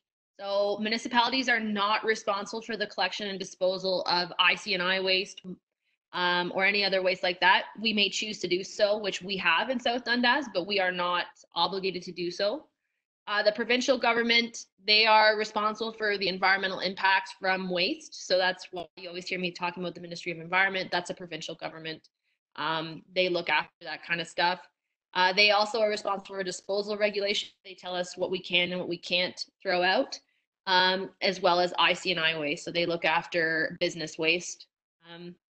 The federal government, they are more so at the high end. They look at the movement of waste across borders, across provincial borders, international borders, and big policy decisions. So On the next slide, you'll see there's 3 very large policy changes coming. They're anticipated before 2026. So these will impact municipal government regulations as well. So the first, and this is the biggest one, and I'm hoping that I can have a report to you some point soon about the Blue Box program plan. So right now, the Blue Box program is paid for by the taxpayers, and then we receive a grant each year, 50% of that money back. So it should be 100%. It never has been. So there's been a lot of contention between municipalities and producers for a very long time now. So the provincial government has stepped in, and this is what they're looking to do. So what this is going to do is take the Blue Box program plan away from municipalities. So we will no longer be responsible for the collection of Blue Box or Green Box material, and we will no longer be responsible for the processing. So we will no longer have a budget line for recycling. The only caveat to that is if we choose to continue to collect recycling from businesses, we would have to pay for that ourselves. So that's a little caveat, and we can discuss that at a different time because I don't think it's a really big issue in South Dundas. So once the Blue Box collection is transferred, it's anticipated every municipality will no longer be responsible for Blue Box by the end of 2025. So that's something that I'll be looking for council's direction on, is when we want to get out of the Blue Box game. So I believe we can start transferring responsibility in 2023, but we have to absolutely transfer responsibility by the end of 2025. So again, like I said, this is a really high level policy that I'm hoping to bring a report back to you, outlining kind of what that means for the municipality of South Dundas. So one of the good things is it will be freeing up some money that we currently have allocated towards the collection of Blue Box and Green Box material and the cost associated with recycling it. Another really big policy that the province is pushing right now is the food and organics waste framework. So municipalities with populations over 45,000, they have to have a curbside green box program by 2025. So fortunately for us, we are obviously not a population of over 45,000, so we do not have to have a curbside green box program. However, we do fall into the category where we have to develop an organics management plan. And that's just kind of saying how we're trying to engage our residents on reducing their organic waste. So what the mayor was saying earlier about educating about composting, even our leaf and yard waste program, those would be things that would go towards that organics management plan. And then the last large policy change that really doesn't affect municipalities that much, but it will affect businesses in South Dundas is the single-use plastic ban, which is being led by the federal government. That's supposed to be in place in 2021, so next year. That means that there will no longer be any plastic bags, straws, takeout containers, anything that you use once and throw away. The federal government doesn't want to do that anymore. So those are the 3 big policy changes that are going to affect us within the next few years. The next slide is just a timeline of how those plans kind of unfold. One of the things you'll see here is there's an AMO request in June 2020 on the decision on transition date for municipalities. So the Association of Municipalities of Ontario is looking to municipalities to determine when they want to no longer be responsible for the Blue Box. So again, a report will come back to council kind of with some ideas and some of my comments regarding the transition of the Blue Box. So how we can transfer the money and how we can kind of ease out of the Blue Box, and maybe we can look at ways that that money can be better spent elsewhere. So one thing too that I unfortunately didn't get this as part of your slide deck, the RFP that we are issuing will be letting the contractors know that this might be a situation that happens. So if the Blue Box is taken away from us, the contractors that are hired by us will obviously no longer be responsible for collecting that recycling. So we won't be paying them to continue a service that we're not responsible for. So there is a clause that'll go out in the new RFP that does speak to that. So the contractors are aware that this is the situation that we as a municipality are in. We will no longer be responsible for the Blue Box, you're just supposed to anticipate that. So we'll be looking It's called an early termination clause. So it's kind of new to waste management contracts. So we've kind of fit that into our new RFP, and we hope that it makes it a little bit more clear for our contractors.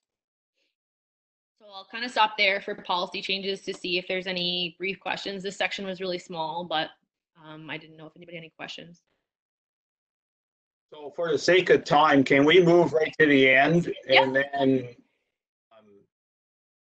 because we're at 3 o'clock now, and I know reviewing the bylaws a big hour at least. So let's go through the whole presentation. Just Yep. take notes, council, and then we go back from there. Thanks.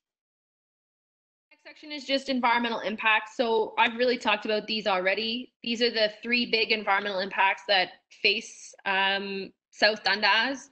As Councillor Milan was talking about, one of the biggest things that hold us back for environmental compliance approvals is our groundwater contamination. That's a common issue with all landfills. So these are just, these are the 3 things. So groundwater contamination, methane gas, and surface water contamination that we report to the ministry every year on. So these are just kind of the things that we kind of watch and that the ministry is watching us watch. So just to keep you in the loop on that. So what staff are working towards right now. So this is just a brief kind of talk about what we're working on. So again, the United Counties of Stormont, Dundas, and Glengarry, we are working towards developing some sort of collaborative regional plan, looking at all the assets and what's available and the costs associated with that. As I discussed as well, we're looking on developing some public-private partnership opportunities, which is kind of what I was speaking to with Tomlinson about the construction and demolition recycling. So kind of looking at those opportunities on areas where we can increase diversion and also decrease costs to residents. And some intergovernmental partnerships. So trying to work with the provincial government and the federal government to find where funding is available. So for example, there is no funding available for disposal, but there may be funding available for a compost site or something like that. So continuing to work with companies on that. The other thing we're doing is proactively planning for the future. So in disposal, we're looking at developing a 10-year long-term plan and a 3-year short-term plan. The same with diversion. So we want to just make sure that all of our planning, we're just planning for the future. So right now we're working in the short term, unfortunately, just because of the pressing issues with limited disposal capacity. But as a part of that planning, we'll also be doing long-term planning. And those long-term plans will look at options for the future. For example, if Matilda expansion is full in 15 years, what are we going to be doing in 15 years? So that's what those plans will be looking at. Collaboration is another thing that we're planning with, and that's again just working with other municipalities just to see if there's any efficiencies. And the last kind of thing is community education. So developing a lot of resources for schools and for the public. A lot of schools right now are working on their Eco Schools Challenge. So they already are doing a lot of educational programming about waste reduction and all that kind of stuff. But we can also probably offer a little bit more to them, maybe do some in-school presentations, maybe some field trip opportunities, and maybe some challenges. So that's something that we're looking at developing. Another thing is outreach. So again, reaching out to our residents, finding out what they need, what they're having issues with, that kind of stuff, just to see where we're at and maybe where there's a gap in servicing. And then programming. So always making sure that we're available and that our resources are posted in the appropriate areas on our social media accounts, community guides, and even in the newspaper. And I believe that's the end of the presentation. So I don't know if there's any questions about those last sections there. Any comments, Councillor Wells? No, I'm good with everything, Danielle. It's a very great job, very good presentation. Thank you. Councillor Mellon? Yeah, it's a very good presentation, Danielle. I agree with Councillor Wells. I think communication on what we're doing, how we're doing it, and why we're doing it, enrolling this new way of thinking and the new way of handling our landfills is going to be probably vital and key to get the public on board. And let's face it, we'll just put everything out on the table, and this is what it costing us. And if we get negative feedback from somebody, then we just throw it on the table and say this is the reality of the situation is the cost and whatnot, and how we communicate this, I think, will be vital in the how it's accepted. But that's it. Councilor Lewis. No questions. I really enjoy your presentation, Danielle. I think we're going down the right road. There's going to be some upset people, but hey, that's life. That's the way it goes. What we got to do as a municipality is we have to look at our dollars and how we can save. And I think you're thinking the right way. Thank you very much. Mayor Gardner. Thanks, Mayor Byveld. Yeah, great presentation, very thorough, Danielle. Thank you for that. I echo Councillor Mellon that the communication and education will be important for our residents.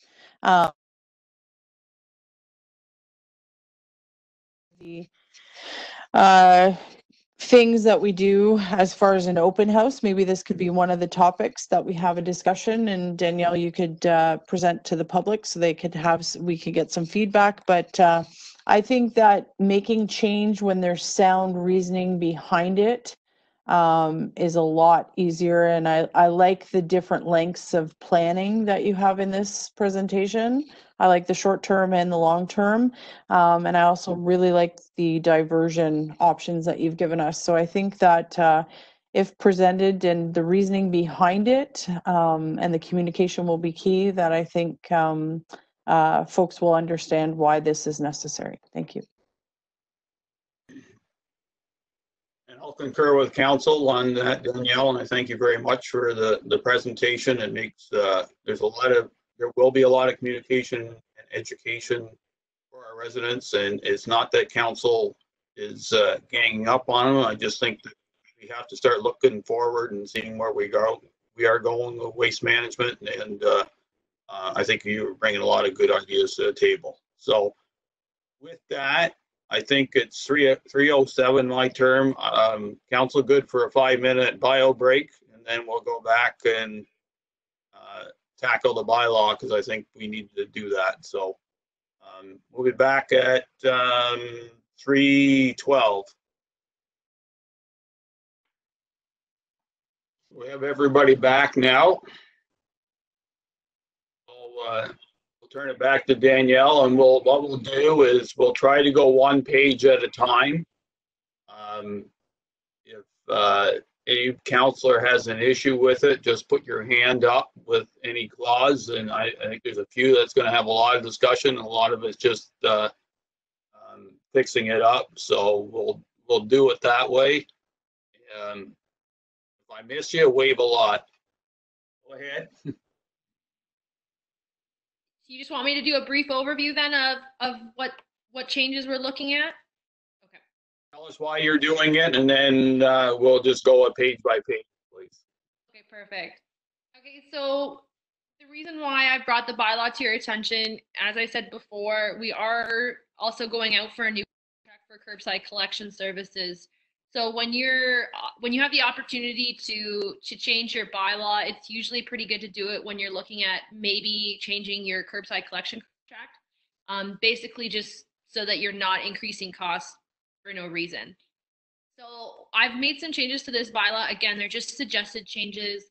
I'm open for any comments or concerns you might have or questions. But again, this bylaw, I'm hoping we can pass it at the next council meeting with these changes or your changes so that we can get the curbside collection contractor to make sure they're bidding on the appropriate level of that council would like to see. Well, I guess I'll start with page 1. I don't know, Mr. Mayor, if you had anything or you want to start. No, you just go through, we'll start with page 1, and I'll just keep you going unless I see some counselor wave their hand. Okay, sounds good.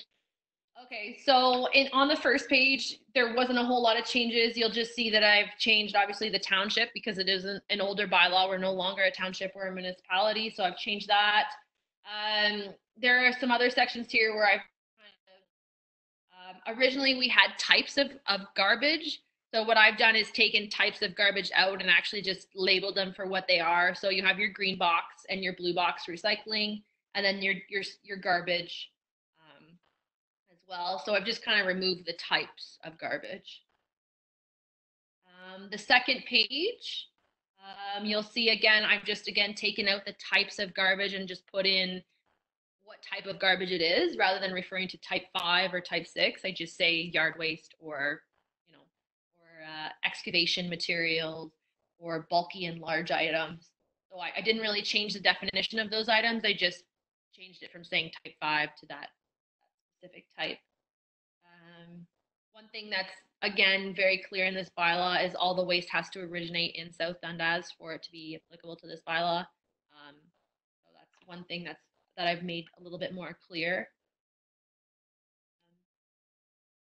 Trying to see. So on page 3, the only thing that I've added on page 3 that might be a little bit of a new thing is section 1.9. So you'll see it says industrial, commercial, institutional. So again, it goes on to define what IC&I is, and then I add agricultural businesses and farms shall also be included under the definition for the purposes of this bylaw. So understanding that agricultural is different from IC&I, but for the purposes of this bylaw, they're defined as an IC&I. I don't think I changed. Just a second, Danielle. Councilor Mellon has a question on that regard. Go ahead. Danielle, like changing the agricultural, are they as farm businesses? I think it's addressed later in the bylaw, but are they still going to be allowed a couple bags per farm business? Is just changed under, you put it under industrial and commercial? So the only thing that I've done here is just moved agricultural under IC&I, and I think that's because originally agricultural really didn't have a placeholder. It was just kind of a floating term. So on this page, I've moved them under IC&I because I feel that we should be treating them the same, like an agricultural business should be treated the same as an IC&I business. And you'll see later on in the bylaw where I discuss the changes to the bag limit, and we can talk about that once we get there. But this is just putting them under IC&I. So if you'd like them to be separate, I can certainly have a separate category for them. I just wasn't sure if anybody had any feedback on that.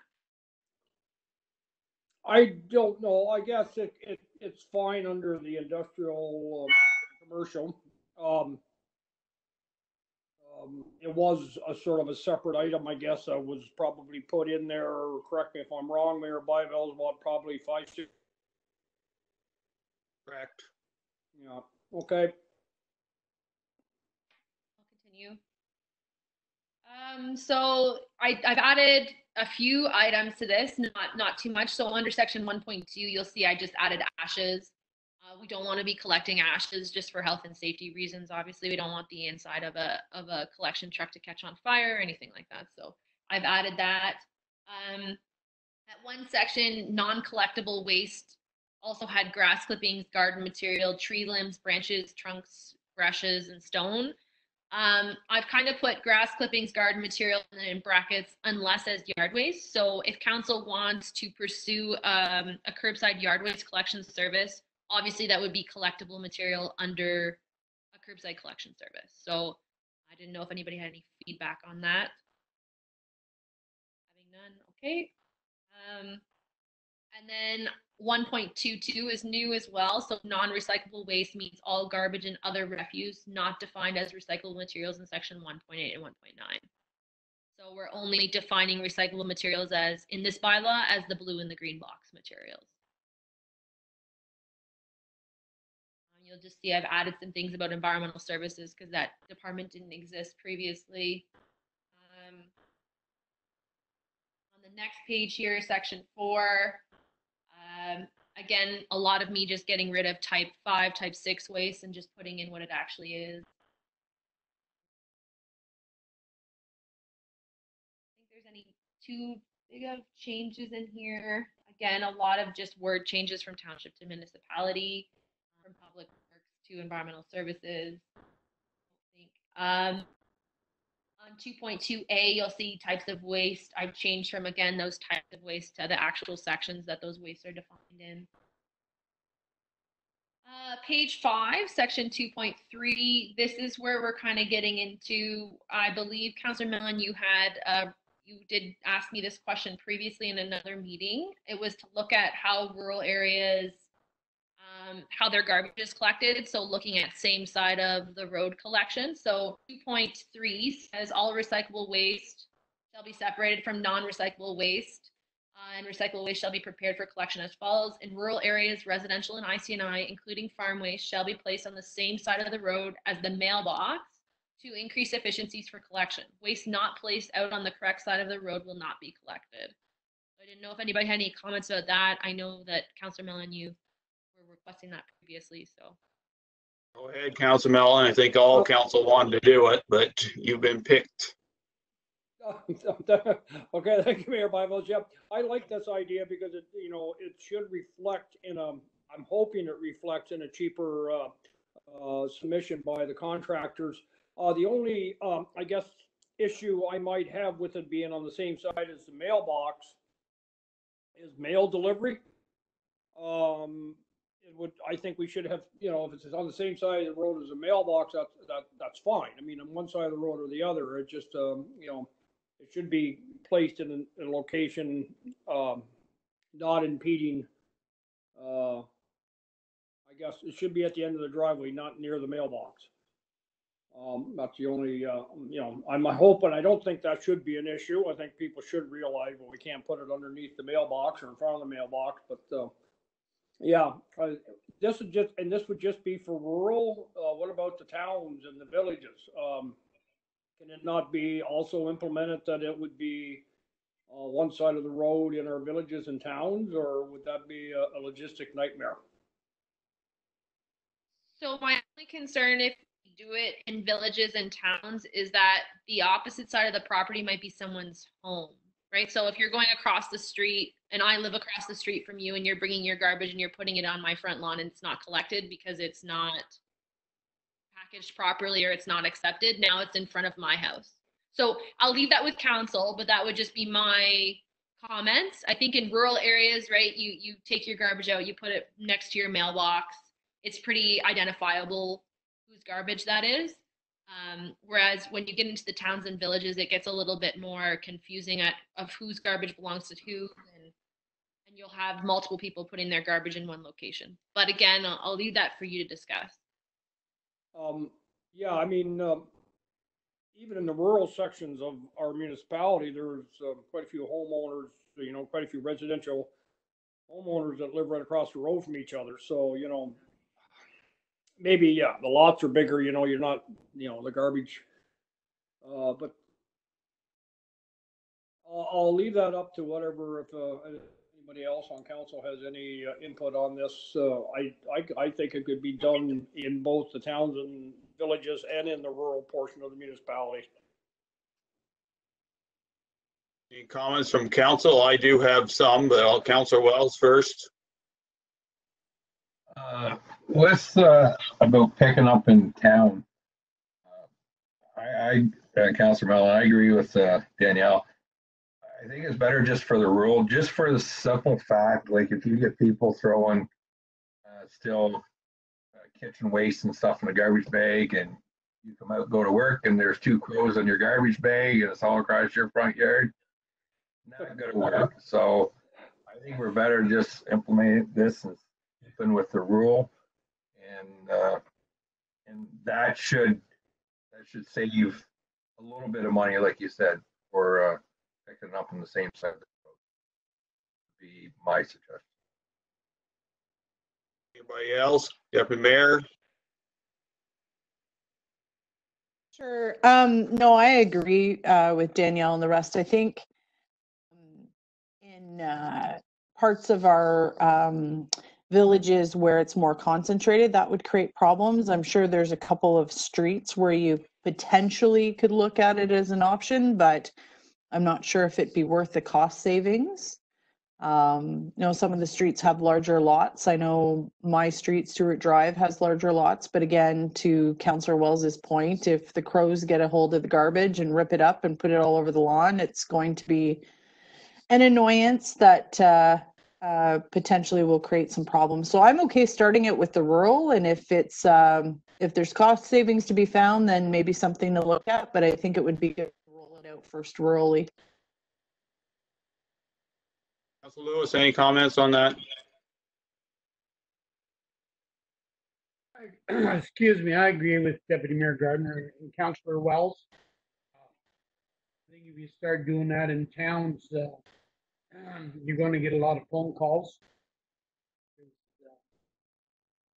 Sometimes neighbors are good neighbors, but they're good neighbors when they're far away. I only comment on that.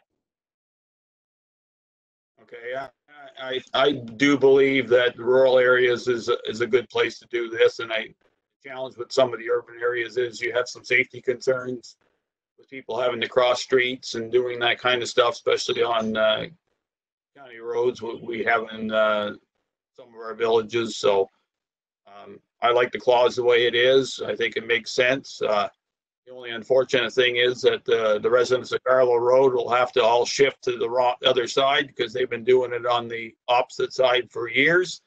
But that's okay. I'm sure they'll adjust quite quickly. Okay, so we'll go on with that and go on to the next section, please. Okay. So you'll see under section 2.3, so we just talked about A. And then you'll see D. I highlighted D because, so that's waste defined in section 1.10, which is yard waste, so you don't have to refer back. Shall be placed in a reusable collection container or brown craft paper yard waste bag. So if we do curbside collection of leaf and yard waste, I definitely don't think we should be introducing plastic bags. That makes it really, they don't compost. Even if they say they're compostable, they don't compost. So again, looking for some feedback on that, if council is okay with that, or if they would prefer there to be plastic bags and us just manage it on our end. I'll leave that. Does anybody have any comments? Everybody good with, okay, some comments. I'll go Councillor Lewis first. I agree 100% with that one, Danielle. I think we should go strictly with a brown paper bag, because eventually we are going to get rid of the plastic, and I'm not a big plastic lover anyways, so I think we should go with the brown bag. 100% on that one. Thank you. Mayor Gardner, you had your hand up. Yeah, no, just to agree with what you were saying, those brown paper yard bags are readily accessible and they're not very expensive, so there's no reason why plastic should even enter into the mix. Any other comments? Good, then. Go on. Thank you. So in the container section, so section 3, the first thing I've really changed is 3.1.2. And what I've done is I've just kind of added a standard 120 liter hard-sided plastic garbage container, and that the lid should be removed. So I've just kind of, we didn't really have a definition on a curbside collection container. The standard for collection for that weight, so that weight was already in there. So the 23 kilograms was in there. So standard weight for 120 liters is 23 kilograms. So I just added that in there. Anything larger than that is probably going to be over that weight restriction. So I just wasn't sure if anybody had any comment on that. The lid I just said should be removed, just so you don't have people calling in saying my lid for my garbage can is missing, or it blew away in the wind and is 20 lots down from my current residence. So it's just a suggestion. I don't think we'll be giving out fines or anything if people put a lid on there. It's just a suggestion. So I'll make a comment on that, because I believe the lids, someone wants to put a lid on, it's usually to try to keep crows and other environment out, and as long as it's easily taken off, there's always risk. You had a wind like the other day, your lid's not going to be just down the road, it's going to be down the next county. So I haven't heard any comments of any other issues, but one issue we do have is crows and other creatures getting in the garbage, and that kind of slows that down. So any other comments from council on that? Councilor Wells? Yes, I agree with Mayor Byros about the lids. They should stay on. Most lids you can they lock anyways. They can turn. But I'm wondering too with like 120 liter garbage container. Like that's a fair size. Like I have one back in my store, and when 23 kg, like you're talking like it's over 50 pounds. So myself, I think that should be, as far as residential, brought down to a smaller size. Uh, like that's a big garbage can. That would be my to reduce that down to a smaller one. I can look and see what a smaller size would be for that. I don't know, like the standard one that you buy at the like the hardware store is 120 liters. So I would just have to look what I can do. Do you have a suggestion for size or? Oh, actually, I apologize that I'm thinking we'll just leave it at 120. I was thinking something else. It was no, 120 is fine. That was my fault, Danielle. I made a mistake. Sorry. No, that's You're okay. probably thinking of a 205-liter drum. I was on the. Anyways, no worries. Just continue on. If I put it in gallons, it's 32 gallons. So I don't know if that, I know some people don't know liter, like the metric system, right? So it's 32 gallons if that helps kind of give your. I know the metric system is just it was just a brain issue there. Don't worry about me. Move on. Don't laugh, Councilor Mellon. He's got his mic off. You turn yours off, Goo. Okay, go on, Danielle. Oh, okay, we're good. Okay. Yep. So again, not too much changes. The only thing I added to section 3.5, I just put garbage will not be collected from roadside ditches or on top of snowbanks. Personally, I've run into this a lot in collection in the past. We have drivers or collectors that are walking up snowbanks and they fall back into traffic if it's icy or something. So it's just a hazard. It's not in the current bylaw. I don't know if it's something that you don't want added, but I've added it for now, simply from a health and safety perspective. They're supposed to shovel out before they set it out, but I don't know if anybody has any difference of opinion there or no. We all good with that? Okay. Good. Safety first. Okay. Important.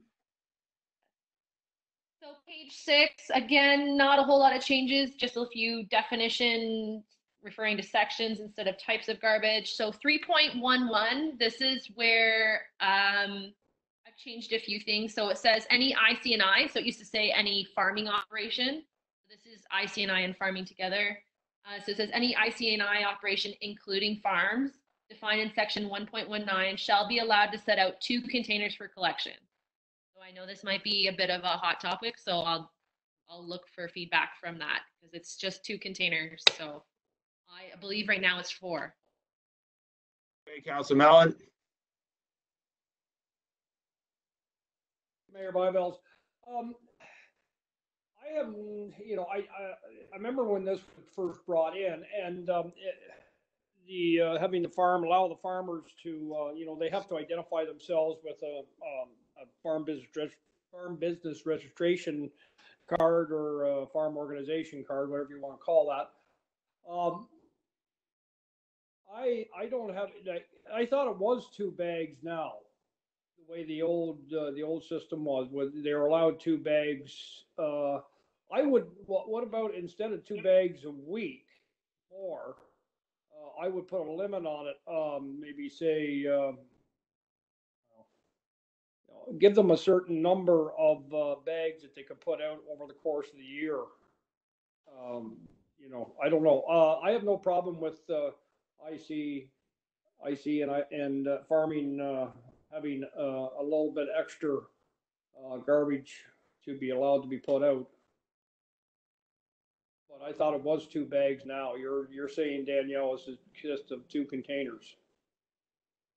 Yeah, so it would be, I would say it would be 2 bags or 2 containers. I was under the impression that farms were getting 4 bags collected.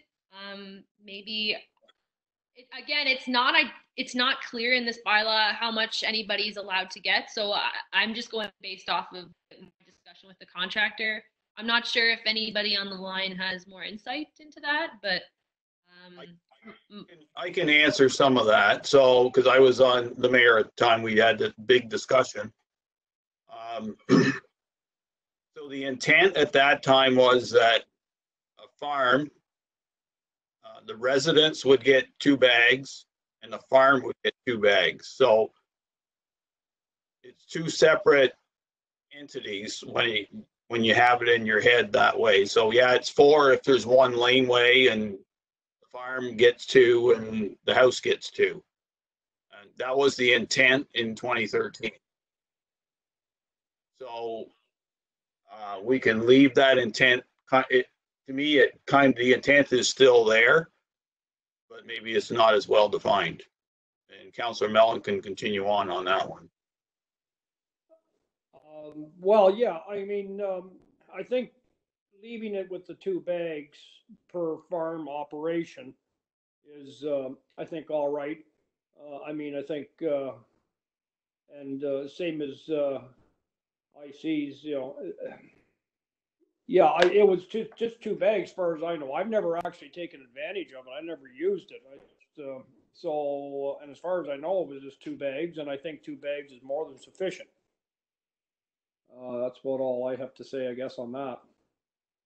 Okay, so any other councillor? Yes, Councillor Wells. I'd like to have some input from the rest. It's new now. Yes. The only thing by allowing 2 containers or 2 bags for this thing, we have to take into consideration as if you want farmers, we have farmers as in orchard farmers that bring in the fall and spring like 10, 15 extra workers, and they're workers brought out of the country, so they have to board them in that. So there's no way a farm that has 17 employees that actually stays on the residence, stays right on the farm, could get away with 2 bags. Like either we allow or we charge the farmer or the orchards, which basically they're farmers, we'll have to charge them an extra fee, or you put in a section in there if it's an orchard where you have extra help in, do we allow 4 bags? It's just something to think about, because we have, I know 2 right now. So do we charge extra, or do we put a little exemption in there for if you have seasonal things, workers that are actually staying at your farm or residence? Because both of these orchards or farmers do have bunkhouses for all their employees, and they keep them there. So the 2 bag limit wouldn't do to them, or it's just they pay $1.50 extra bag for their season and just incorporate it into their business costs. I'm just putting it out there so it's on record. So we've never had it as long as I've been around, and I don't know. I'd like to hear from any other member of staff if they've heard of any one of these 2 complain about amount of garbage pickup. I haven't. I don't know if anybody on the line has. Maybe Brenda. Clerk Bryant, yeah, you have lots of experience. I know that. So there is a form that the farmers do fill out to get the extra garbage bags now to be picked up. So they are allowed 2 at the house, 2 at the farm. And we do have quite an uptake on that program. I'm not sure the exact number. And the orchards are part of that, Lloyd. So if they want to get 2 extra bags, they have to fill out that form as well with their farm business number. okay, I just wanted to bring to Danielle's attention. So thank you. And to be honest, perhaps what we have now is a good system where it brings some justification to those extra pickups. Without it, your contractor is not going to know if that's a real farm or just a guy that's got a barn sitting there with an extra laneway. So I think the system at the time was set up to make sure that the bona fide farmers got what they got and the rest did not. So I think from that point of view, we should maybe keep that extra paperwork there and continue doing that. It also would cover Council Wells' situation with their two bunkhouse operators. You can keep that. Okay, any other comments? Okay, thanks, Clerk Brunt. Go on then, please. Yep. So I'll reword that section then also to just be a little bit more clear, maybe, so there's less confusion. The next part is administration. So again, not much of a change other than identifying sections and changing titles. Section 4.7 is the next big change. So this is new. Again, this is a hot topic, so I'll just read it and then I'll let you guys, if you want to discuss it. So the collection of garbage shall be made once in every 14 days from each dwelling unit or IC&I establishment entitled to such a service in accordance with the provisions of this bylaw, except when a normal collection day falls on holidays or as provided herein. So what the intention of this is to do is if you choose to move to bi-weekly garbage, you would be allowed to do so. You could still have weekly garbage collection in this, but if you wanted to change your level of service, you would not be obligated as a municipality to collect every week because you've set precedence that it's every 14 days. So I'll leave that and kind of see where you guys want to go with that. Okay, Deputy Mayor Gardner can start because this is direction. This is new. Okay. Now the cities do that. The cities do this as a method of reducing waste coming out to the curbs. Makes people think harder. So, go ahead. To be honest with you, when we're talking about attracting families and that type of thing, I don't think in my household we are pretty lean. We don't go over the 2-bag garbage bag limit very often, if at all. But doing it once every 2 weeks would be virtually impossible for us. So when I look at that, we're pretty tight now. When we're going to have a look at the tipping fees and the cost of whatever. We're going to up our education about composting and stuff like that. I think that I would prefer to put all those things in place, have the public educated, and then if we notice that there's less bags on the curb to be picked up, then jump to this model. I'm not comfortable with going to it at this point. Okay. Council Lewis.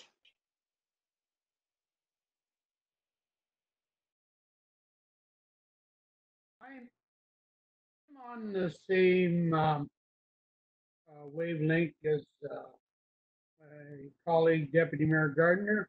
I'm not really comfortable at this time. I know we only put out 1 bag a week, but there's only 3 of us. No, I don't feel comfortable with this one at all. I'd rather go with the way we are doing it. Maybe down the road, I might change my mind, but right now, no, I'm not comfortable with this. Council Mellon. Yeah, thank you, Mayor Byvells. I'm not there either with going once every 2 weeks. Right now, I guess in our household with just my wife and I, we're usually just 1 bag. But I can just imagine a young family. There's no way they could get away with 2 bags every 2 weeks. Especially in the summertime, it might get a little ripe. Yeah, I think we need to leave it as is, and as Deputy Mayor Gardner has already said, maybe with some education and diversion tactics and whatnot, we try and keep the garbage down. We can look at it later, but I think we need to leave it as the way it has been right now for now. Council Wells. Well, I'm a little different. I'm not agreeing with my colleagues on that. I do agree with if we leave that in there, and I somewhat agree with, like in the summertime, there's no way every other week would go because of summer. But if you leave it in there, like you're saying, Danielle, we can still have a weekly pickup if we decide to change it. We don't have to change the bylaw. So just leave it there, still do our 1 week. We could have a pilot project like say from January to March where we could try the 2 week pickup, like put it out there saying, ask like in a tender point view, say, well, what are we going to get back as a credit if we go to a 2 week for a 3 month period in wintertime? Because like your garbage can sit in the garage or sit in a garbage bag, it'll be frozen anyway. As far as summer goes, no, every week. But it would be something like since it's in there, we don't have to change anything. Then if we want to do a pilot project, try it for a couple months in the winter, see how it goes. And if it don't go, we can always just keep it. It's there. It's not going to hurt nothing by being there. So I think we should leave it the way you wrote it down there, Danielle, and then we can always go from there. Just saves a lot of coming back to change a bylaw. I can to clarify it maybe a little bit is it should say the collection of garbage shall be made at least once in every 14 days. That way it's a little bit more clear, because right now when I do read it, it reads that it would just be one time, but if we put at least once, then we can always, it can be twice in a 14-day period, which would be weekly. To your point, Councillor Wells. Yes, Clerk Brunt. You may want to change the shall to may, just so that you're not tied into that. We can wordsmith that a little bit. Keep it there. Okay, so right now council's appetite is at once a week. I don't deny Councillor Wells' thought process of going every second week in winter time. Does council want to, with some wordsmithing, just leave that there, or they just want to take it out and just say it shall be done every week? So we'll go around again. Deputy Mayor Gardner. Yeah, I appreciate what Councillor Wells is saying as a potential for the pilot project, but this is where it gets tricky because in my mind, in our household of 4, summertime would actually be the best time to reduce the amount of garbage, and January to March would be an awful time to reduce it because we're all home more and that type of thing. So I think with wordsmithing, if it's in there as an option, I like options. I don't have a problem with that if it makes the process easier, but I am also equally comfortable with just taking it out until we come up with a plan that would suit everybody. Councillor Lewis. I'd just rather see it gone. I don't know. I don't like that option. No, I'd rather just see it taken right out of the bylaw. Councillor Mellon. Yeah, I don't, what Councillor Wells has said is maybe, got some valid, could be valid, could not be, but, to try and change everybody's mindset, for a 2 or 3 month period, and the logistics of it would be, the garbage would be out or it wouldn't be out. I'd much sooner just take it out. If we have to change the bylaw down the road, if we find we can get away with it every 2 weeks, then fine. It's not the end of the world to come back in and tweak that bylaw. So no, I take it out. Councillor Wells, anything further? It's coming out. I'm fine with it. Okay. So Danielle, that council's design right now. I can't deny it's a little challenging leaving it in. People won't be comfortable. We'll remove that. The next, if we're good to move on to the next section, everyone's good to move on to the next section. Yeah, you're not really removing it. You're just putting it back down to 7 days, right? Yeah. You'll So have to have a standard. once in every 14 or once in every 7 days from each. So instead of 14, it'll say 7. Okay, that's good. Thank you. And then you'll see 4.8 is a reflection of 4.7. So this is for leaf and yard waste materials. So I'll leave that with you to decide. One caveat I would say is that it could read to say seasonally or at the municipality's choice. So it doesn't have to be 14 days. I just mirrored it to be the same. But I'll leave that up for your discussion because you could just say at the municipality's discretion, leaf and yard waste will be collected or something along that lines. Mayor Gardner? Definitely at minimum, I'd like to put the discretionary concept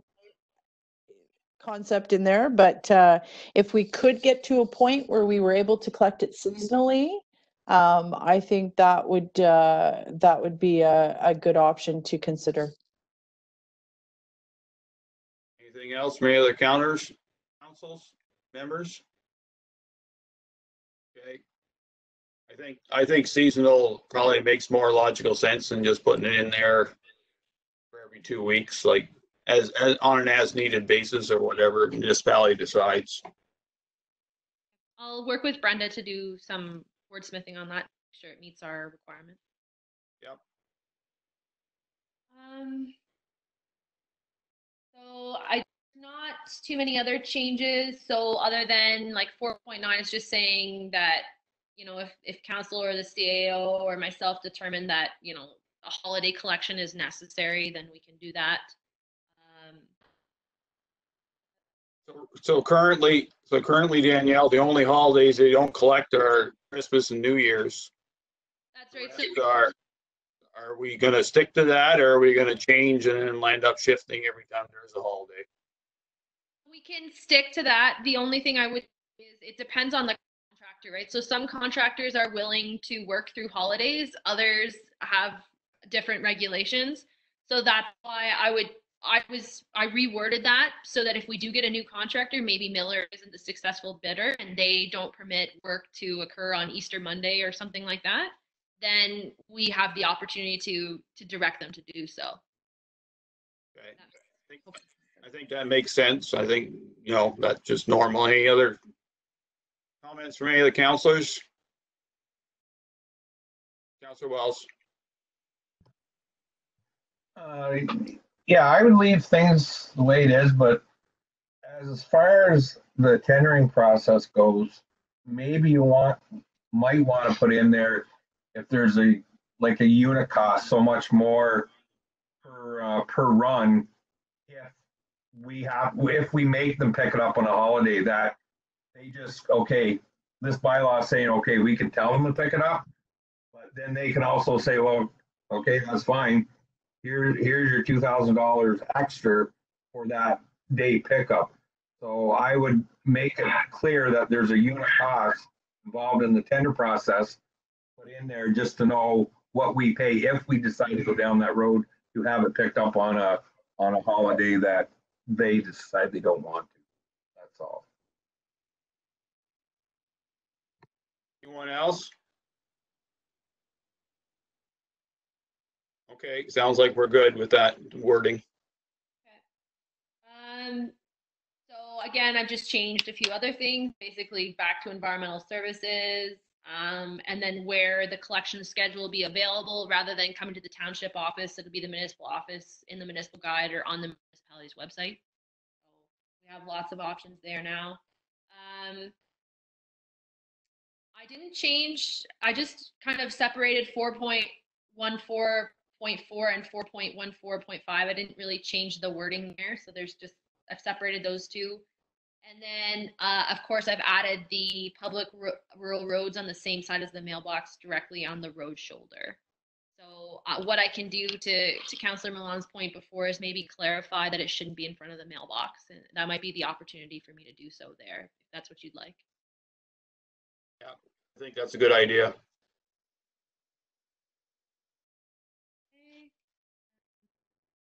Taking notes at the same time, sorry. That's okay.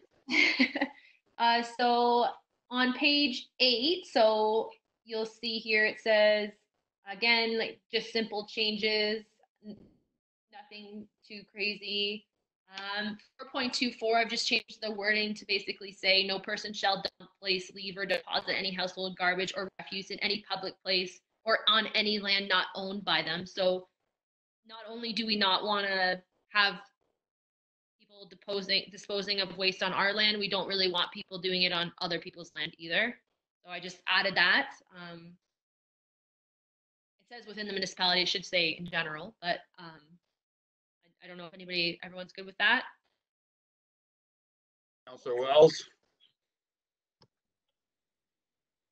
In that section there, could we add, like, say, by dumping on the municipality, if someone puts a couch in that, could it be worded in there that there would be penalties involved if caught in the bylaw, like adding well, you're going to be charged like $2,000 if caught, and have it right in the bylaw? Yeah, You so know, we can put signs up for littering, $2,000 fine, but it's actually in the bylaw. So if someone sees someone's doing it, well, no one told me I couldn't dump it there, and well, it's in the bylaw. So I think it'd be a good time to add it, something like that. we can definitely do that. We can insert a clause there that talks about a penalty for illegal dumping. Councillor Mellon, you with your $2,000 fine this time? Yeah, I'm glad, Lloyd, you used my $2,000 benchmark. Yes, I agree totally with Councillor Wells. I think we need to have the wording in there so that there's bite to that. You know, if somebody's dumping on private land or our land or whoever's land, I'm sick and tired of seeing garbage on the Fulton Road. Thank you. Anything else from the other two? On, please. So section 5, again, just some simple changes. Section 5.4 is where there's a bit of a significant change. So this is just speaking to wherever possible, residents shall be encouraged to maintain and use a viable composting system for organic household waste and for larger yard works disposed of at the locations as per Schedule C. So it's just encouraging residents to compost. It's not requiring them to compost. It's just simply saying if they have the ability to do so, it's something that we are encouraging them to do. So if you have any feedback, I can remove that section if you want. And Schedule C is where the leaf and yard waste facility is, for clarification. Okay. Any issues with that section added in? Deputy Mayor Gardner, please. Yeah, I don't know if this where it would go under residence obligation though, but in this bylaw, do we speak if we have volunteer groups that are picking up roadside garbage? We talked about the fines previously, and now we're talking about the obligations of residents. If we have like a Girl Guide troop or whatever, should we be speaking to the fact that they would be permitted to get free bags from the municipality? I don't think we have anything in the bylaw for that, but we could add it under, we might want to add it maybe under administration. I could talk to the clerk about where we think something like that would fit best. Yeah, maybe. Because we talked about sorry, Mayor, we talked about the fines and being heavy-hitted at that, but we also got feedback from residents about the fact that if they are cleaning the ditches around our municipality, then it would be nice for them to be rewarded by at least not having to pay for the extra bag. Sorry, I'm not sure if that's where that goes, but thought I'd bring. I can certainly look at a place where that would be appropriate to insert that we would supply that bag for them or those bags for them for free at no cost. Good idea. Lots of that's gone on in the last little week. Anything else? Councillor Wells? Yeah, that's a great idea about that. But just garbage like that, instead of having, I would make sure it would be a different color, like a blue bag or something, or not a black or green bag, so everyone knows if it's sitting there, it's garbage they picked up alongside the road. Good suggestion.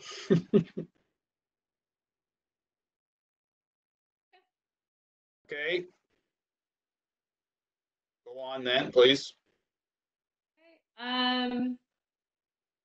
So So again, I think section 5.5 is just saying that yard waste shall not be placed in a plastic bag. It should be put in a craft paper bag. I think we discussed earlier, and everyone was good, so I'm gonna assume we're still good with. Okay. Section 6, again, just changing a lot of township to municipality. Section 7, I didn't have any changes because it really just refers back to the appendix or the schedule, sorry. So we'll talk about that when we get to the schedule. General provisions, again, just changing municipality from township and public works to environmental services. Section 9 and 10. So 9 doesn't have any changes. That stays normal. Section 10 is where those penalties come into play. So it'd be a good opportunity for us to reference Section 10 for illegal dumping and whatnot, as you discussed earlier. So we'll just insert that. Mayor Gardner. Danielle, I just had a quick question on section 9. If we do a white elephant or whatever, is that considered, not really considered garbage pickup, right? We wouldn't have to speak to that in the bylaw, or does that like? Could as an opportunity, it would be an opportunity maybe for us to also promote it. So what we could do is maybe put in a section 9.2 to speak to that. So maybe during a reuse day or a white elephant day, residents are encouraged to go along that line. So I can find some wording that encourages that for that section. Yeah, because when you're talking about the big items like furniture, that type of thing, that those white elephant days keep that stuff out of the landfill. So okay. Add that. Councilor Mellon. Deputy Mayor, what's a white elephant? You lost me on the white elephant. I'm sorry. What do you mean? So yeah, so different communities have used it. It's almost like an yard sale, but there's no charge. So you have a special day where you put your free things out by the curb, and people are welcome to come and grab them. But it's not a yard sale. You grab it, it's free. You kind of scavenge a little bit, and it keeps some of that stuff out of the landfill. They've found it really successful in big municipalities. It reduces it. So we've got folks that don't want the hassle of a yard sale, but they'd like to get rid of stuff and they don't have the means to drop it off somewhere. So they'll just put it at the curb, and usually it's an orchestrated event, so people know that they can take it. Okay, thank you. Well, I didn't. I was a little lost there. Okay. Nothing wrong with a little education. Okay, so that's good. Okay. And then I think penalties. I'm not a guru on how bylaw penalties work, but the standard is $1,000 for each offense, and that's recoverable under the Provincial Offences Act. So that's pretty standard. I didn't change any of that. I think if you want to change a fine, you may have to. I think there's a different process if you want to change a fine. I'm not sure if Brenda can speak to that. I don't think we can just actually change fines. I don't know if she's on the line. Clerk Rod. Oh, just a second. We'll figure that one out, Danielle. I think we can change it because it's not one of the ones for the province. Mayor Gardner, hand waving. Thanks, Mayor. I would just maybe put in there that would be enforceable by our bylaw officer. Like put the powers associated with who's going to put that charge down. If someone, I think you have to see who's going to enforce it. And I also maybe double check as well, because you may be able to speak to a part 3. So if you had somebody say dump an astronomical amount of garbage somewhere, you could summon them for a part 3 instead of it being a set fine. Okay. So I'll include those. Me and Brenda will go over that, and we'll make sure that it's included in the revision. So again, 10.3 didn't change anything really. I just reworded that section. Effective date, I'm just saying here that the old bylaw, so 2013-05, would be repealed in its entirety, and then a new bylaw would come into effect. Council passes it. It says the 4th day of May, but that was just me putting that in there. We can obviously, if it doesn't pass on the 4th day of May, then change that. So Schedule A is waste disposal sites and hours of operation. So I've looked through our environmental compliance approval, and we can change the hours of the Matilda site without operating outside of our environmental compliance approval. So these are just my suggestions. I mean, I've only been here for a few months now, so again, looking for feedback. What I've done basically is the winter hours and the summer hours are different. And the reason why I've kind of shortened the day, so instead of allowing people to come from 8 till 4:30, we will have a compactor. So what this will allow is that the compactor will be able to operate without anybody dumping at the same time. So any of our contractors coming in to dump, so it'll be limiting that access so that they can clean up and do some site organization and some site work that period. So we will still be working there full time. It's just those would be the accessible hours to the public. You'll see in the summer I've added a Saturday.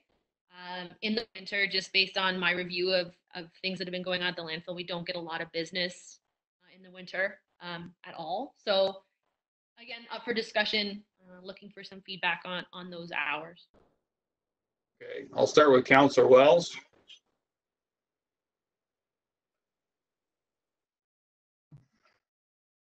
I'm looking at the hours. I think for summer, I see that he has for Saturday that we should continue like a full day there, 8 till 4.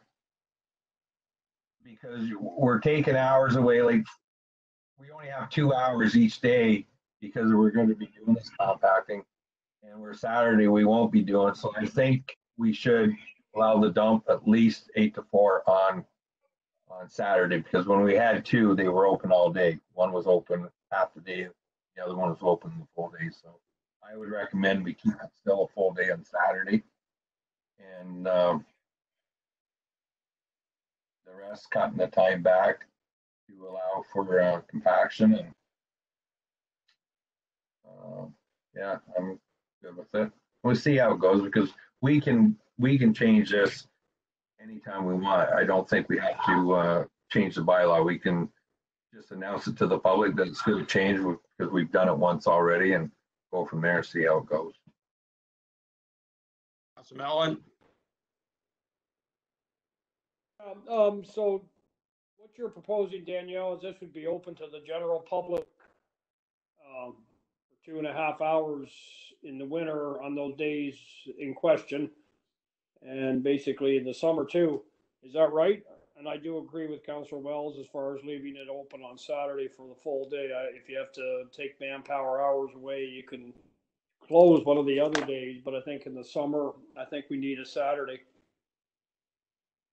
Yeah, so I mean, I've left the winter hours. The Friday is pretty much a full day. That's actually what we work now, is the 8 to 3:30, to try and compensate for the limited amount of hours in the winter. But I can certainly expand the Saturday hours in the summer if that's what you'd like to see. I don't think we'll require any additional manpower to close. That was just so that they could compact at the end of the day. But what I can get them to do is compact on the Monday morning when they come in. Okay. Yeah. All right. Councillor Lewis. Danielle, what would your how many visitors would you have on the dump on Saturday? Well, when the Saturday I was there last was the Saturday that we closed the landfill. So I would say that that's probably out of the normal. I based on the receipts that if I look back, anywhere from 25 to 50 customers on a Saturday. That's not contractors though. So some contractors will come in on Saturdays as well. So that's just like cash. So that's non-charge accounts. Yeah, I think the summer months I'd rather see the Saturday go from 8 to 4 also, because it sounds like like 25 to 50 people visiting. That seems to be a good number. I thought if it was under 20, yeah, let's go with the 8 to 1. But no, I think it should be extended on Saturday. Okay. Thank you. Mayor, Yeah, I'm okay. I'm okay with that. I think expanding the use, as long as the consumer wants it, I think that's good. And that the 25 to 50, that's enough. So I definitely 8 o'clock to 4 o'clock would be good. okay, so I somewhat disagree, but as long as you can manipulate the hours that we don't have to pay any time to do all this work, then I think that's fair enough. I think proposal 8 to 1 would have been workable if everybody knew about it, but labor councils go to 4. As I said, as long as we can make it work, that manpower wise it works, and I'll leave it up to you. Okay. Or person power, I should be saying. Sorry. Okay. Schedule B. Sorry, are we done on Schedule A? Yeah, we're good. Okay. Schedule B, I didn't change anything. So North Dundas is still accepting our hazardous waste. We do pay them a fee for that, so they're not doing it for free. But so their days and times are as advertised. They decide those. We do not. Schedule C, you'll see I've already kind of preemptively removed Morrisburg, kind of hoping that we were on the same page. But if everyone's still good with that, I'll axe that. Everybody's good with. I see a thumb. Yeah, we're good. Okay. Schedule D, I have left in. That's the home healthcare waste certification form. So if you need extra bags for a health reason, you would fill this form out. So I've left that. A lot of municipalities have that. So I think it's important to keep. And that's it. That's all. Everybody's good with Schedule D. Councilor Mellon, you need more. You need a little extra than that. No, that as far as that goes, all right. And Clerk Brunt had mentioned already that there's a form for the ag sector. Should that should that need to be included in this? Like, it's the same form. We're going to use the same form as what was filled out before.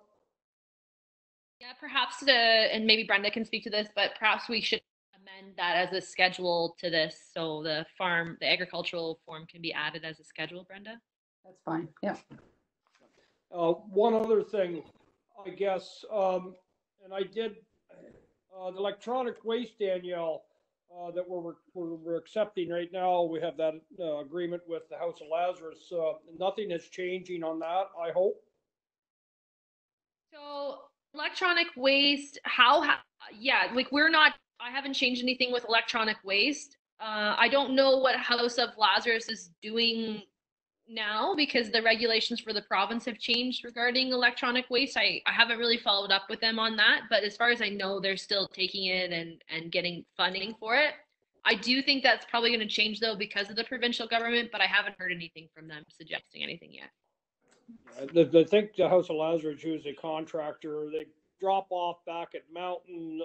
They get paid a certain percentage for the electronic waste, and it's sort of a fundraiser for the House of Lazarus. And we started that program, I guess, probably I don't know 7, 8 years ago or whatever it was. And it's worked well. It doesn't really cost us anything. They put the containers put in there for free, I guess, if you will, by the contractor that worked for the House of Lazarus. Just so I guess keep us abreast if something does change on that, because it has been very successful, I think. Mayor Gardner. Yeah, we do have our schools, the high school, public school as well, will collect e-waste for a fundraiser, and it works out really good. So hopefully that doesn't change. I don't think, to comment on that, like the municipality, I don't think we would need to change that. But again, like I said, the province is moving to producer responsibility. I know that Big Brothers Big Sisters no longer receives money for their electronic waste, so I'm not sure if that's the same for all other charities. But if it does change, I'll definitely let you guys know draft as a communication piece or something like that. Okay. We've come to the end of our session. Is there any further comments, questions, concerns from council? And actually, I'll just go around the table. Deputy Mayor Gardner. No, thanks for the fulsome discussion, and thank you, Danielle, for your thorough report. Much appreciated. It was very well presented. Councilor Lewis. No questions. You did a fantastic job at your presentation. I was impressed.